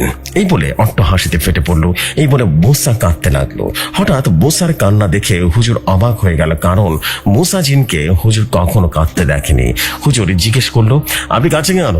হ্যাঁ, কেন কাঁদছেন? তখন মুসা জিন বলল, স্বয়ং ইবলিস জিনের সর্দার পিশাচ সেনাদের সাথে যখন জান্নান জিনের সেনারা যুদ্ধে জড়িয়ে যায়, তখন ইবলিস জিনের সর্দার তখন আসে। জান্নান জিনের সর্দার তখন তার ভয়ঙ্কর রূপে চলে আসে, পাহাড়ের মতো উঁচু হয়ে যায়, বিশাল আকারের দেহ নিয়ে একটা আগুনের তানোয়ার নিয়ে ইবলিসের সম্মুখীন হয়। জান্নান জিনকে এতটাই ভয়ঙ্কর লাগছিল দেখতে, হুজুর আপনাকে কি বলবো, জান্নানের গা থেকে জ্বলন্ত আগুনের শিখা খসে খসে পড়ছিল। ইবলিস আর জান্নানের সাথে ভয়ঙ্কর যুদ্ধ হয়। আমিও জান্নান জিনকে সঙ্গ দিয়ে যুদ্ধে জড়িয়ে যাই। হুজুর কি বলবো, কি ভয়ঙ্কর যুদ্ধ। ইবলিস আমাকে এক ফাঁকে ধরে থাপ্পড় মেরে আমি দূরে ছিটকে যায়। এটা দেখে জান্নান প্রচন্ড রেগে যায়। আমি ছিটকে পড়ার সময় ইবলিস পিশাচের সেনাদের সাথে রীতিমতো ভেতরে পড়ে যায়। ইবলিসের সাথে তখনও জান্নানের যুদ্ধ চলে। জান্নান আমার দিকে এক নজরে তাকানোর সাথে সাথে পেছন থেকে তালোয়ারের একটা আঘাতে জান্নান জিনের বাম হাত কেটে ফেলে, পালিয়ে যায় ইবলিস জিনের সর্দার। এই বলে মুসা জিন কাঁদতে শুরু করলো। হুজুর তখন বলল, হায় আল্লাহ, এইটা আমি কি শুনলাম? আমার প্রিয় বন্ধু জান্নানের এত বড় বিপদ হলো, আমি তার জন্য কিছু করতে পারলাম না। তখন মুসা বলতে শুরু করলো, হুজুর আপনি আমাকে কিসের জন্য স্মরণ করেছেন? হুজুর তার স্বপ্নের ভেতরে আর তুলির সাথে ঘটে যাওয়ার সমস্ত ঘটনা খুলে বলল। তখন মুসা জিন বলল, হুজুর আপনি চোখ বন্ধ করেন, আমি যতক্ষণ বলবো না চোখ মেলতে ততক্ষণ চোখ খুলবেন না। এই বলে মুসা হুজুরের কপালে হাত দিয়ে হুজুরের দেখা স্বপ্ন মুসা নিজে দেখতে লাগলো। কিছুক্ষণ পর বলল, হুজুর চোখ খুলুন, এইটা কোনো দুঃস্বপ্ন নয় হুজুর, আপনাকে স্বপ্নের ভেতরে সাবধান করে দিয়ে গেছে শয়তানের পূজারী রাহু তান্ত্রিক হুজুর। আর আপনি কালকে তুলির চিকিৎসা করতে যাবেন না, আপনি যদি যান আপনার উপর অনেক বড় বিপদে নাজির হবে। তখন হুজুর বলল, আমি শুধু আল্লাহকে ভয় পাই আর কাউকে ভয় পাই না, আমি কালকে যাব আর ইবলিসকে জাহান্নামে পাঠিয়ে দেব, বুঝতে পেরেছেন? তখন মুসা জিন বলল, হুজুর শয়তানের পূজারী রাহু তান্ত্রিক অনেক পালিত শক্তিশালী জিন আছে, এদের মাধ্যমে আপনার ক্ষতি করবে। হুজুর বলল, কোরআনের আয়াতের কাছে কোনো খারাপের শক্তি আজ পর্যন্ত দাঁড়াতে পারেনি আর পারবেও না। তখন মুসা বলল, হুজুর তাহলে আমিও আপনার সাথে তোলের বাসায় যাব, আপনাকে একলা বিপদের মধ্যে ফেলে যেতে পারি না আমি। তখন হুজুর বলল, মুসা আমার সাথে আমার আল্লাহর রহমত সবসময় আছে, আপনি জান্নান জিনকে সময় দিন, ঠিক আছে? আর ওর দেখাশোনা করেন, আমি একলাই যাবো, তুলি চিকিৎসা করতে আমি একা যাবো, দেখি শয়তানের পূজা নিয়ে আমার কি করতে পারি। তখন মুসা জিন বলল, হুজুর আমি আপনাকে যেতে বারণ করব না, আপনার জন্য কেউ উপকারিত হয় তাহলে আমি অবশ্যই শেষ পর্যন্ত আপনার সাথে থাকবো।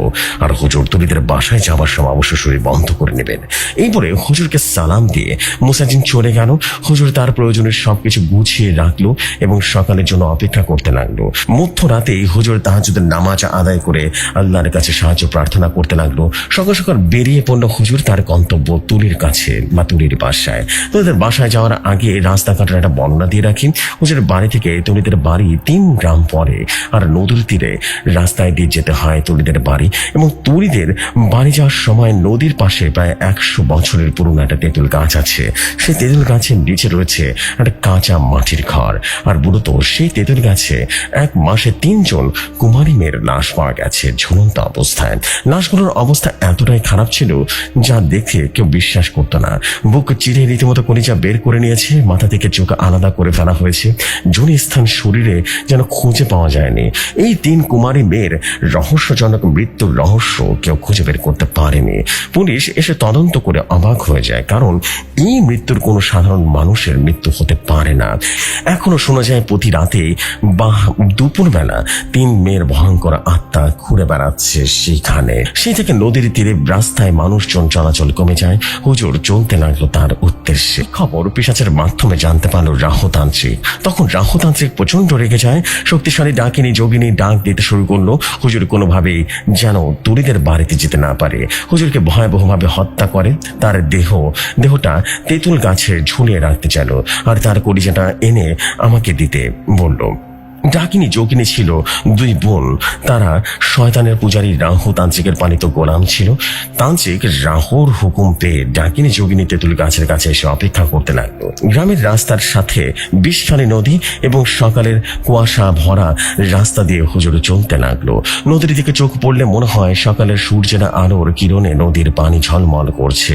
হুজুর দীর্ঘ একটা নিঃশ্বাস ফেলে হাঁটতে লাগলো।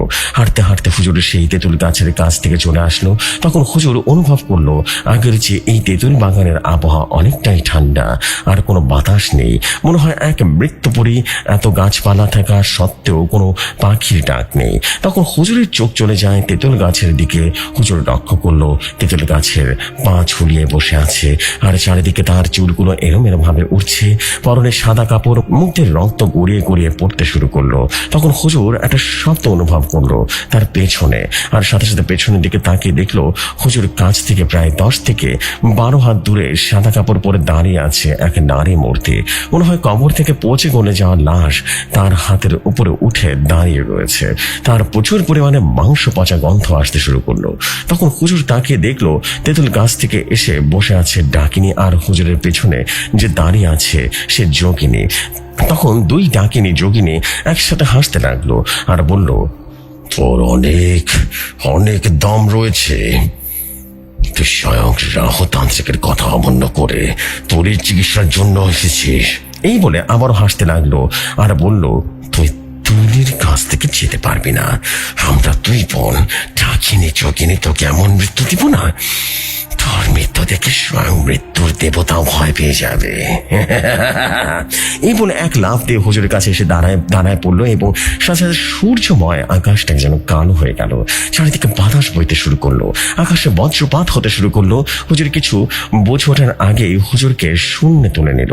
হুজুরকে তার বন্ধু জিন বোসা সতর্ক করে দিয়েছিল তুলিদের বাসায় যাওয়ার সময় তার শরীরটা বন্ধ করে নিতে, কিন্তু হুজুর শরীর বন্ধ করতে ভুলে যায়। হুজুর কিছু বুঝে ওঠার আগে হুজুরকে শূন্যে তুলে নিল। তো যাই হোক, হুজুর তার জীবনের অনেক ভৌতিক কাজ করেছে। এই ডাকিনী যোগিনী এরা হলো হুজুরের কাছে নতুন। হুজুর হয়তোবা ভুলে গেছে সে একজন পবিত্র কোরআনের হাফেজ, ভুলে গেছে তার সাথে আছে শক্তিশালী 4 জন বন্ধু জিন। হুজুর ভুলে গেছে হয়তোবা তার কাছে শক্তিশালী কোরআনের আয়াত, যার মাধ্যমে এই ডাকিনী যোগিনীকে নিমিষে শেষ করে দিতে পারে। হুজুর তখন ঘর থেকে বের হলো, আর হুজুরের ঘর সব সময় পবিত্র থাকে, যার কারণে কোনো অপশক্তি হুজুরের ঘরে প্রবেশ করতে পারে না। শয়তানের পূজারী রাহু তান্ত্রিকের পালিত পিশাচ সবসময় হুজুরের দিকে নজর রাখতো। হুজুর ঘর থেকে বের হওয়ার সময় পিশাচকে লক্ষ্য করলো। হুজুর তার শরীর বন্ধ করতে ভুলে গেছে, আর সাথে সাথে এই খবরটা পৌঁছে যায় শয়তান পূজারী রাহু তান্ত্রিকের কাছে। তান্ত্রিক এই খবরটা পেয়ে খুশিতে যেন আত্মহারা হয়ে যায়। দীর্ঘ 60 বছরে এমন খুশি তাকে আগে কখনো দেখতে পাওয়া যায়নি। তান্ত্রিক তখন ইফরিত জিনকে বলল হুজুরের ব্রেন ওয়াশ করে দিতে হুজুরকে, এবং হুজুর কি কাজের জন্য এখানে এসেছে সেটা যেন সে ভুলে যায়। তখন ইফরিত জিন সরাসরি হুজুরের সামনে না গিয়ে সূর্যের কিরণের সাথে মিশে যায়। আমি প্রথমে বলেছিলাম হুজুর বিষখালী নদীর তীরে রাস্তায় দিয়ে যেতে লাগলো, আর নদীর পানির দিকে তাকিয়ে দেখলো সূর্যের কিরণে পানি যেন ঝলমল করছে। আর এই তাকানোটাই ছিল হুজুরের সবচাইতে বড় ভুল। হুজুর তাকানোর কয়েক মুহূর্তের মধ্যে সাথে সাথে স্মৃতির জগতে যেন হারিয়ে গেল। ইফরিত চাইলে তখন হুজুরকে মেরে ফেলতে পারত, কিন্তু হুজুরকে মেরে ফেলার আদেশ দেওয়া হয়নি, এবং আদেশ দিয়েছিল তান্ত্রিক রাহু ডাকিনী যোগিনীকে। হুজুরকে শূন্যের উপরে ভাসিয়ে নিল, তারপর এক টানে হুজুরের গা থেকে পাঞ্জাবিটা ছিঁড়ে নিল। হুজুরের হুঁশ থাকতেও হুজুর নিরুপায় হয়ে গেল। ডাকিনী যোগিনী বলল, তোকে মেরে ফেলার আগে আমরা দুই বোন তোর সাথে শারীরিক সম্পর্ক করবো। তুই তো জানিস না এই তেঁতুল গাছে যে 3 জন কুমারী মেয়ের চূড়ান্ত নাশ পাওয়া গেছে, তাদের সাথে ইফরিত জিন যৌন মিলন করে তাদের হত্যা করে কলিজা খেয়ে ফেলে, আর তাদের যোনি স্থান শরীর থেকে আলাদা করে ইফরিত নিয়ে যায় শয়তানের পূজারী রাহু তান্ত্রিকের কাছে। তান্ত্রিক এই কুমারী মেয়েদের যোনিতে কালো জাদুর নকশা আঁকে, এবং ওই যোনির মাধ্যমে স্বয়ং ইবলিস জিনের সর্দারকে বসে আনতে পারবে। তার জন্য তোকে আরো 7 না 90 জন্মের কুমারী জনির প্রয়োজন হবে। এই বলে ডাকিনী যোগিনী একসাথে হাসতে লাগলো। ডাকিনী যোগিনীর একসাথে হুজুরের শরীরটা দেখতে লাগলো, উজ্জ্বল চোখে দেখতে লাগলো। কিছু সময় পর তারা হুজুরের সাথে শারীরিক সম্পর্কে মেতে উঠলো। এভাবে কয়েক ঘন্টা কেটে যায়। ডাকিনী যোগিনীর শারীরিক সম্পর্ক করা শেষ হওয়ার একটা পর্যায়ে তারপর হুজুর নগ্ন অবস্থায় হ্যাচকাটা টান দিয়ে ডান হাত থেকে শরীরটা যেন ছিঁড়ে ফেললো। তারপর তার বাম হাত এবং হুজুরের মাথা থেকে ডাকিনী তার ধারালো নখের মাধ্যমে হুজুরের দুটো চোখ বের করে আনলো এবং ডাকিনী যোগিনী চিবিয়ে চিবিয়ে সেটা খেতে লাগলো আর মুখ থেকে রক্ত বেয়ে বেয়ে পড়তে লাগলো। হুজুর মৃত্যু যন্ত্রণায় যেন ছটফট করতে লাগলো। যোগিনী হুজুরের মাথা থেকে তার বুকের সাথে মিশিয়ে একটা চাপ দিয়ে আলাদা করে ফেললো তার শরীর থেকে এবং মাথার মগজটা দুই বোন তৃপ্তি সহ করে খেতে লাগলো। শয়তানের পূজারী রাহু তান্ত্রিকের কথা মতো হুজুরের কলিজাটা বুক চিরে বের করে নিয়ে আসলো রাহু তান্ত্রিকের কাছে এবং রাহু তান্ত্রিক হুজুরের কলিজা এক হাত দিয়ে উঁচু করে দাঁড়িয়ে হাসতে লাগলো আর বলল, আমরা স্বয়ং ইবলিস জিনের সর্দারের মাঝে চলে আসবো, ঠিক এইরকমই মৃত্যু দেব। কি ভাবছেন হুজুরের মৃত্যুর পর ঘটনা এখানে শেষ? আরে না রে ভাই, ঘটনা মূলত শুরু এখান থেকে। ফিরে যাওয়া যাক আজ থেকে 55 বছর পিছনে। আমাদের আর 5টা গ্রামের মতো আমাদের সুন্দর একটা গ্রাম রয়েছে। আমাদের গ্রামটা ছিল সাজানো গোছানো। আমাদের গ্রামের সব মানুষ একত্রে চলতাম। গ্রামের মানুষ দরিদ্র হলেও তারা সারা দিন কাজ করে বেড়াতো। আমার বাবা বংশগতভাবে ছোটখাটো জমিদার ছিল।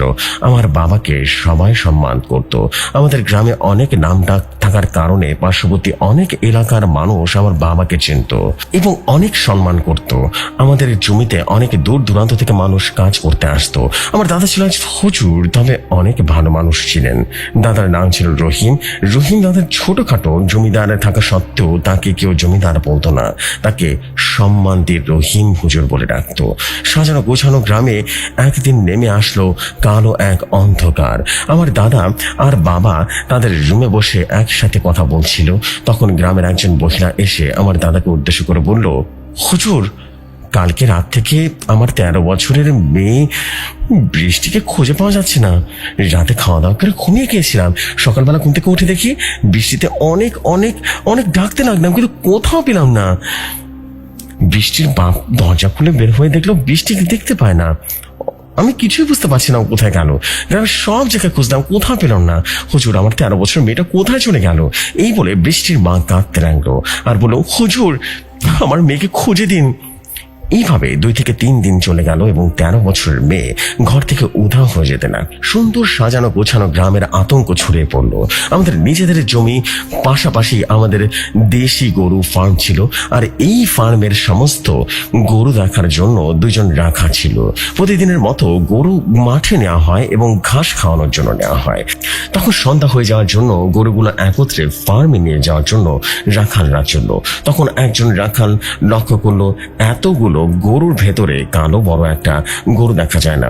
এই রাখাল ভাবলো আশেপাশে হয়তো কোথাও ঘাস কেটে গেছে।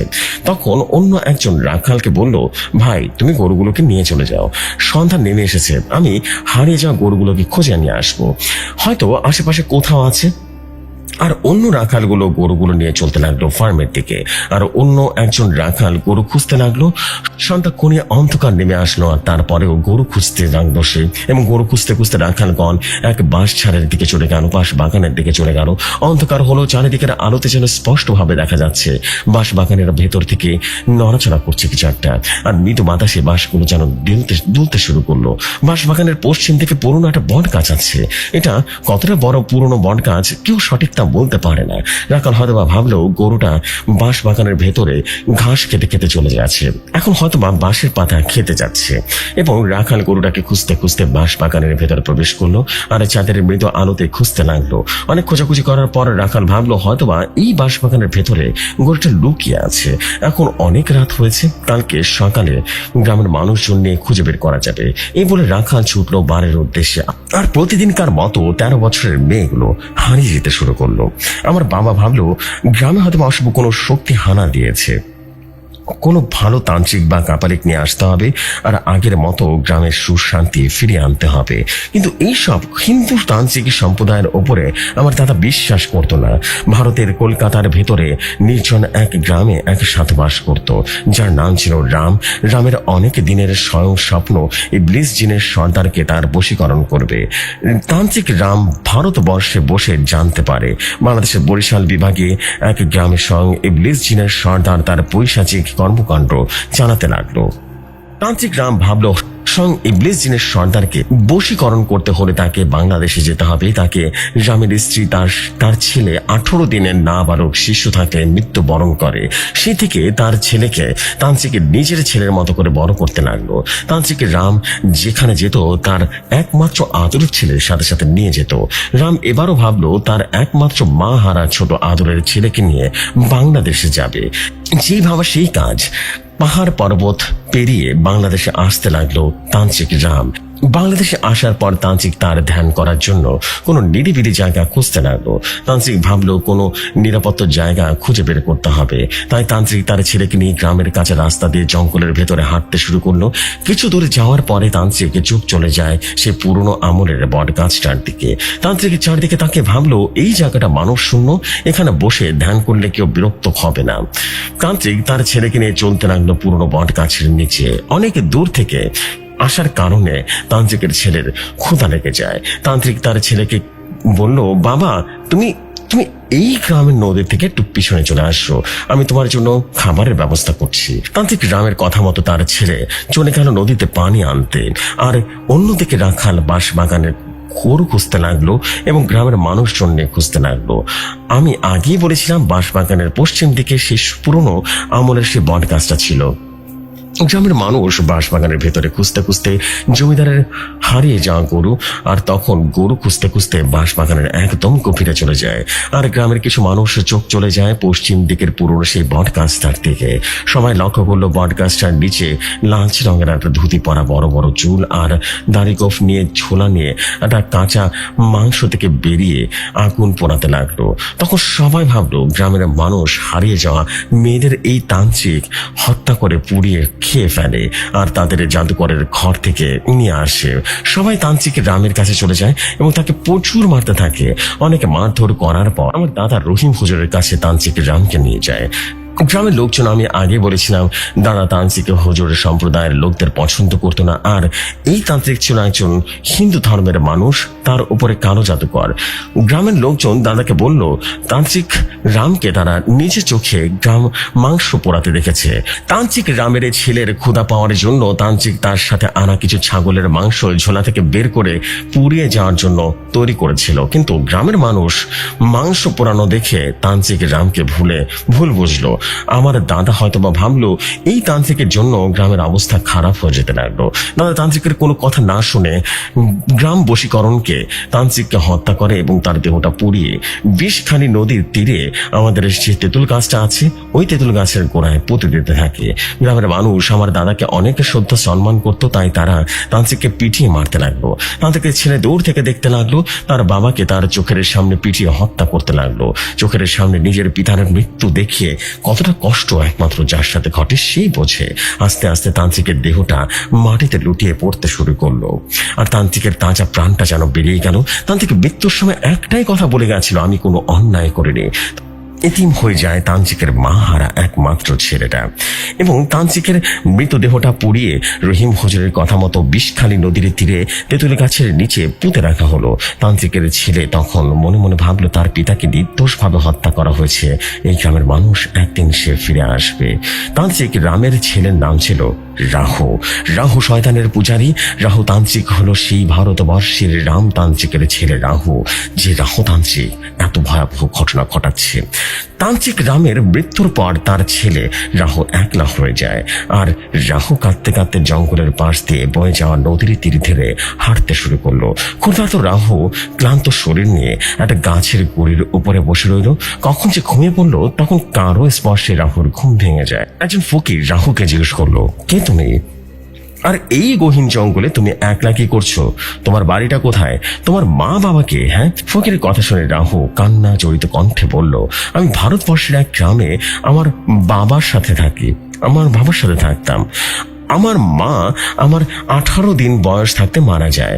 তারপরে আমার পিতা আমাকে মায়ের আর পিতার ভালোবাসা দিয়ে বড় করলো। আর আমার পিতা ছিল একজন তান্ত্রিক। আমার পিতার স্বপ্ন ছিল স্বয়ং ইবলিস জিনের সর্দারকে বশীকরণ করার। আমার পিতা ভারতবর্ষে জানতে পারে বাংলাদেশের বিশাল বিভাগের এক গ্রামে স্বয়ং ইবলিস জিনের সর্দার আছে। তাই আমার পিতা আমাকে ভারতবর্ষ থেকে বাংলাদেশে নিয়ে আসে। সমস্ত কথা শুনে রাহু ফকিরকে খুলে বলল, এবং ফকির রাহু কথা শুনে রাহুর দিকে মমতা ভরা চোখ নিয়ে তাকিয়ে বলল, তুমি চিন্তা করো না রাহু, আজ থেকে তুমি আমার সাথে জঙ্গলে থাকবে। আমি তোমার বাবার মতো, আমিও একজন তান্ত্রিক। আমার নাম কালীবোস তান্ত্রিক।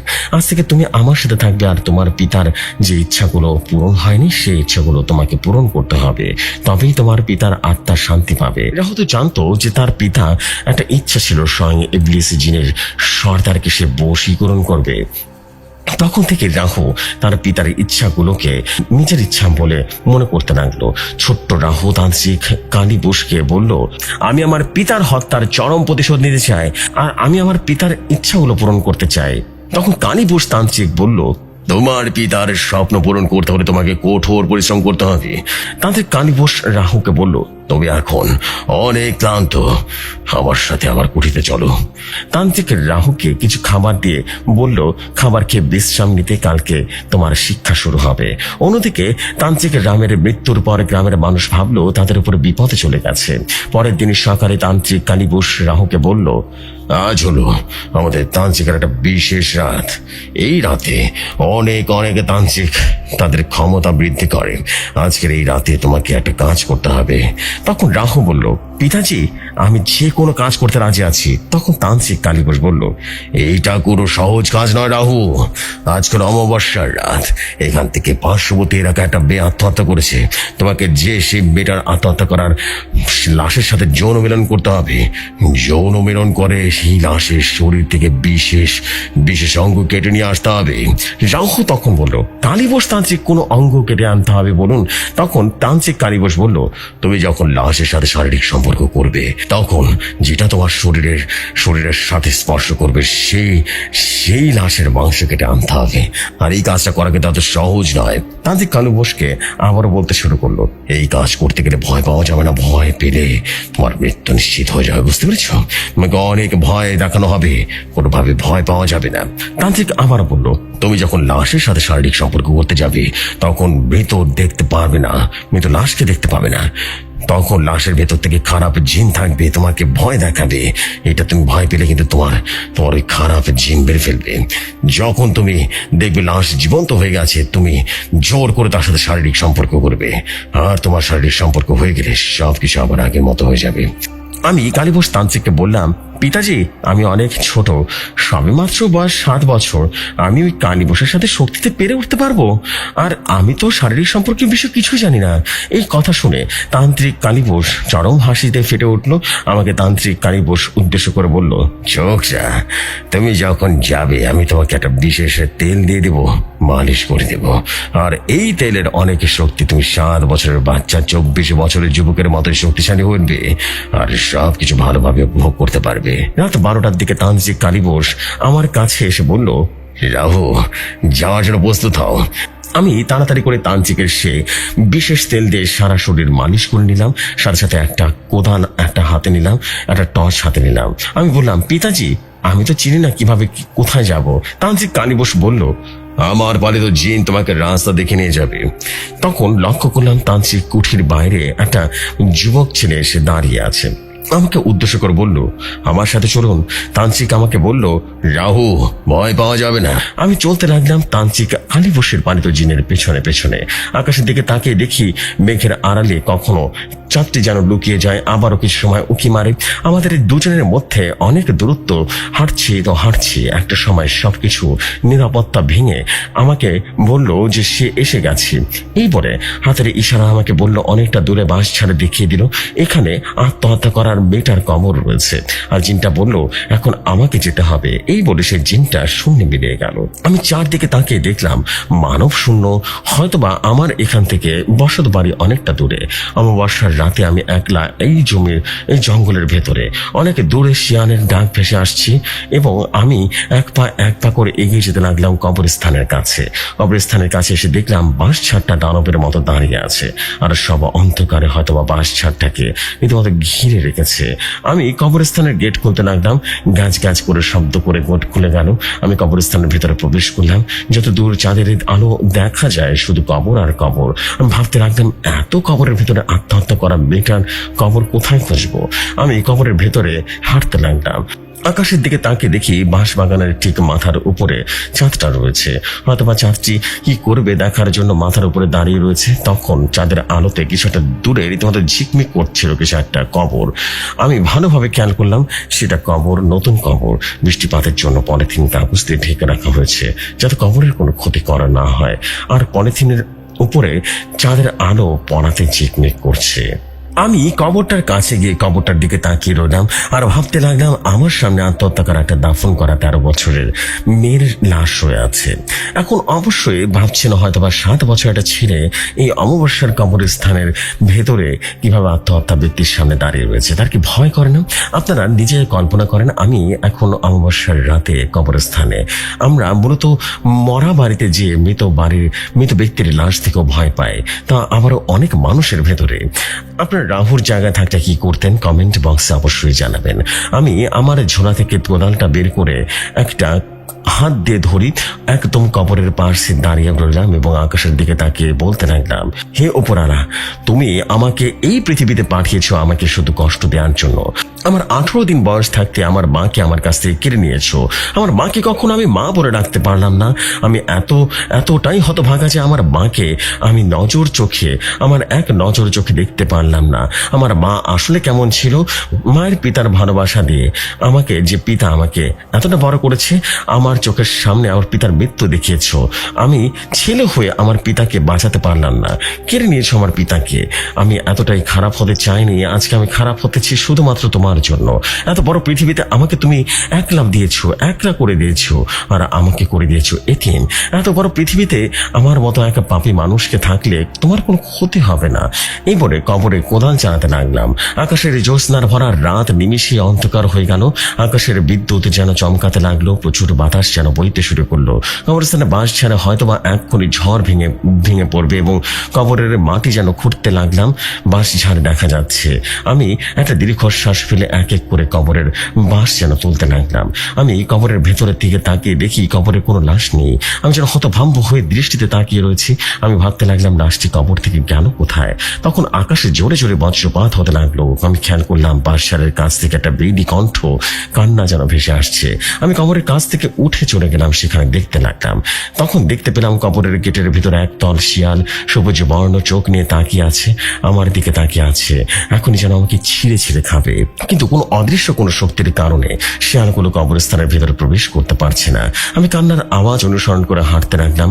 হাঁটতে হাঁটতে বাঁশঝাড়ের কাছে গিয়ে দাঁড়ালাম। তখন কান্নাটা থেমে গেল। তখন অনুভব করলাম বাঁশঝাড়ের উপর থেকে আমার গায়ে পানির মতো তরল কোনো পদার্থ আমার শরীরের উপরে পড়লো।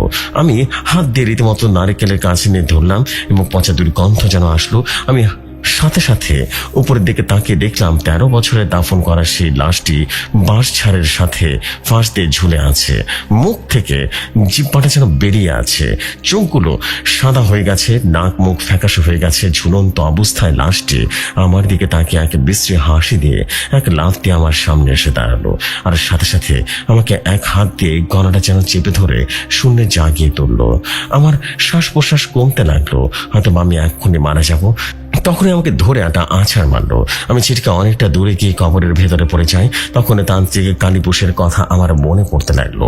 তান্ত্রিক কালীপুষ আমাকে বলেছিল লাশের শরীরের ভেতরে খারাপ জিন প্রবেশ করে, তোমাকে ভয় দেখাবে। তুমি ভয় পাও যদি, তাহলে তোমাকে মেরে ফেলবে।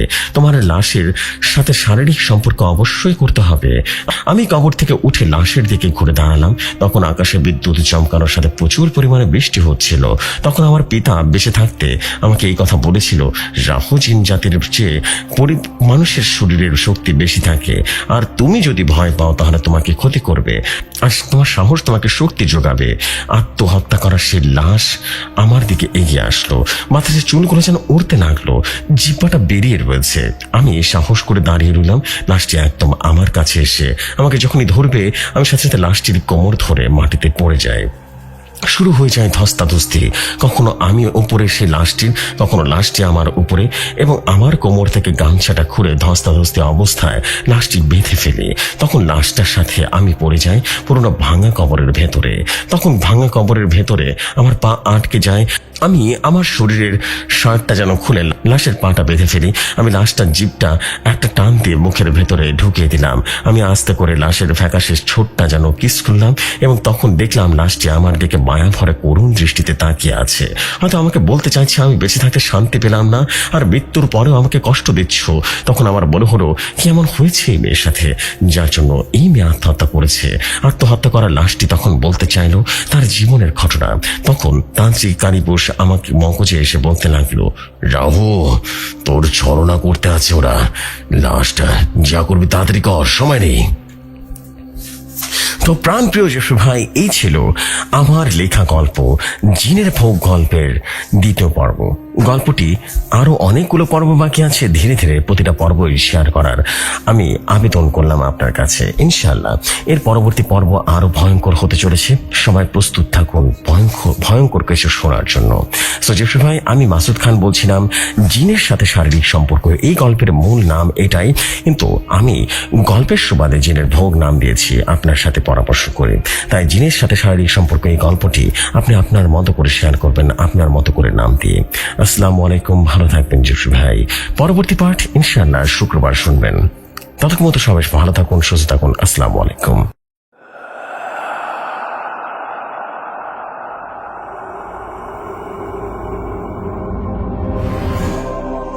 ওয়ালাইকুম আসসালাম আমাদের প্রিয় মাসুদ খান ভাই, and this is the fact. And আশা করছি আপনাদের সবার কাছে স্টোরি অনেক বেশি ভালো লেগেছে, অ্যান্ড আপনাদের কাছে ভালো লাগলে মূলত কষ্ট সার্থক হয়ে যাবে। অ্যান্ড আই বিলিভ যে আপনারা যারা যারা শুনছেন তারা অবশ্যই কমেন্ট করবেন, বিকজ আপনাদের প্রতিটা কমেন্টের উপরেই কিন্তু আমাদের চ্যানেলের মেইন যে অংশটা সেটা নির্ভর করে। বিকজ আমরা চাই আপনাদের কাছে দারুণ দর্শক ঘটনা কিন্তু সবসময় পাঠিয়ে দিতে বা আপনাদের কাছে পৌঁছে দিতে, এবং আশা করছি যে সেই সুযোগটা আপনারা করে দিয়েছেন, এবং আপনাদের মাধ্যমে দারুণ দর্শক ঘটনা কিন্তু আমরা শেয়ার হচ্ছে। এই ঘটনার মূল লেখকের নাম আমাদের মাসুদ খান ভাই, এবং সবচেয়ে বড় কথা হচ্ছে এই গল্পের মূল নাম ছিল জিনের সাথে শারীরিক সম্পর্ক, বাট আমি গল্পের নামটা চেঞ্জ করে দিয়েছি এবং গল্পের নাম দিয়েছি জিনের ভোগ। আশা করছি আপনারা দারুণ রকম এনজয় করছেন স্টোরিটা, বিকজ স্টোরিটাই ধীরে ধীরে ভয়ঙ্কর থেকে আরো ভয়ঙ্কর হয়ে যাচ্ছে। খুবই সুন্দর একটা ঘটনায় পরিণত হচ্ছে, এবং আই বিলিভ যে আপনারা পুরোটা ঘটনা এভাবেই শুনছেন, এবং সামনের স্টোরিগুলো অনেক লম্বা হবে, এবং সবচেয়ে বড় কথা হচ্ছে স্টোরিটা অনেক লম্বা হবে। দীর্ঘমেয়াদী গল্প যাকে বলি আমরা, বা ড্রামা সিরিয়াল স্টোরি বলা যেতে পারে। অনেক ঘটনা, মানে অনেক পর্ব থাকবে এই এপিসোডে, এবং প্রতিটা পর্বই একটার চেয়ে একটা ইন্টারেস্টিং হবে। So this is the fact. আমি আর দেরি করবো না, আমি চলে যাচ্ছি আমরা পরবর্তী ঘটনা বলছি। আজকের এপিসোডের সর্বশেষ ঘটনাটা আমরা পড়ে ফেলেছি। আমরা এখন যেটা করবো সেটা হচ্ছে আমরা এপিসোডের শেষে গান গল্প করার জন্য লাইভ সেশনে চলে যাবো। আশা করছি পুরোটার সময় জুড়ে আপনাদের সবাইকে সাথে পাবো। সো সবাই সাথে থাকুন।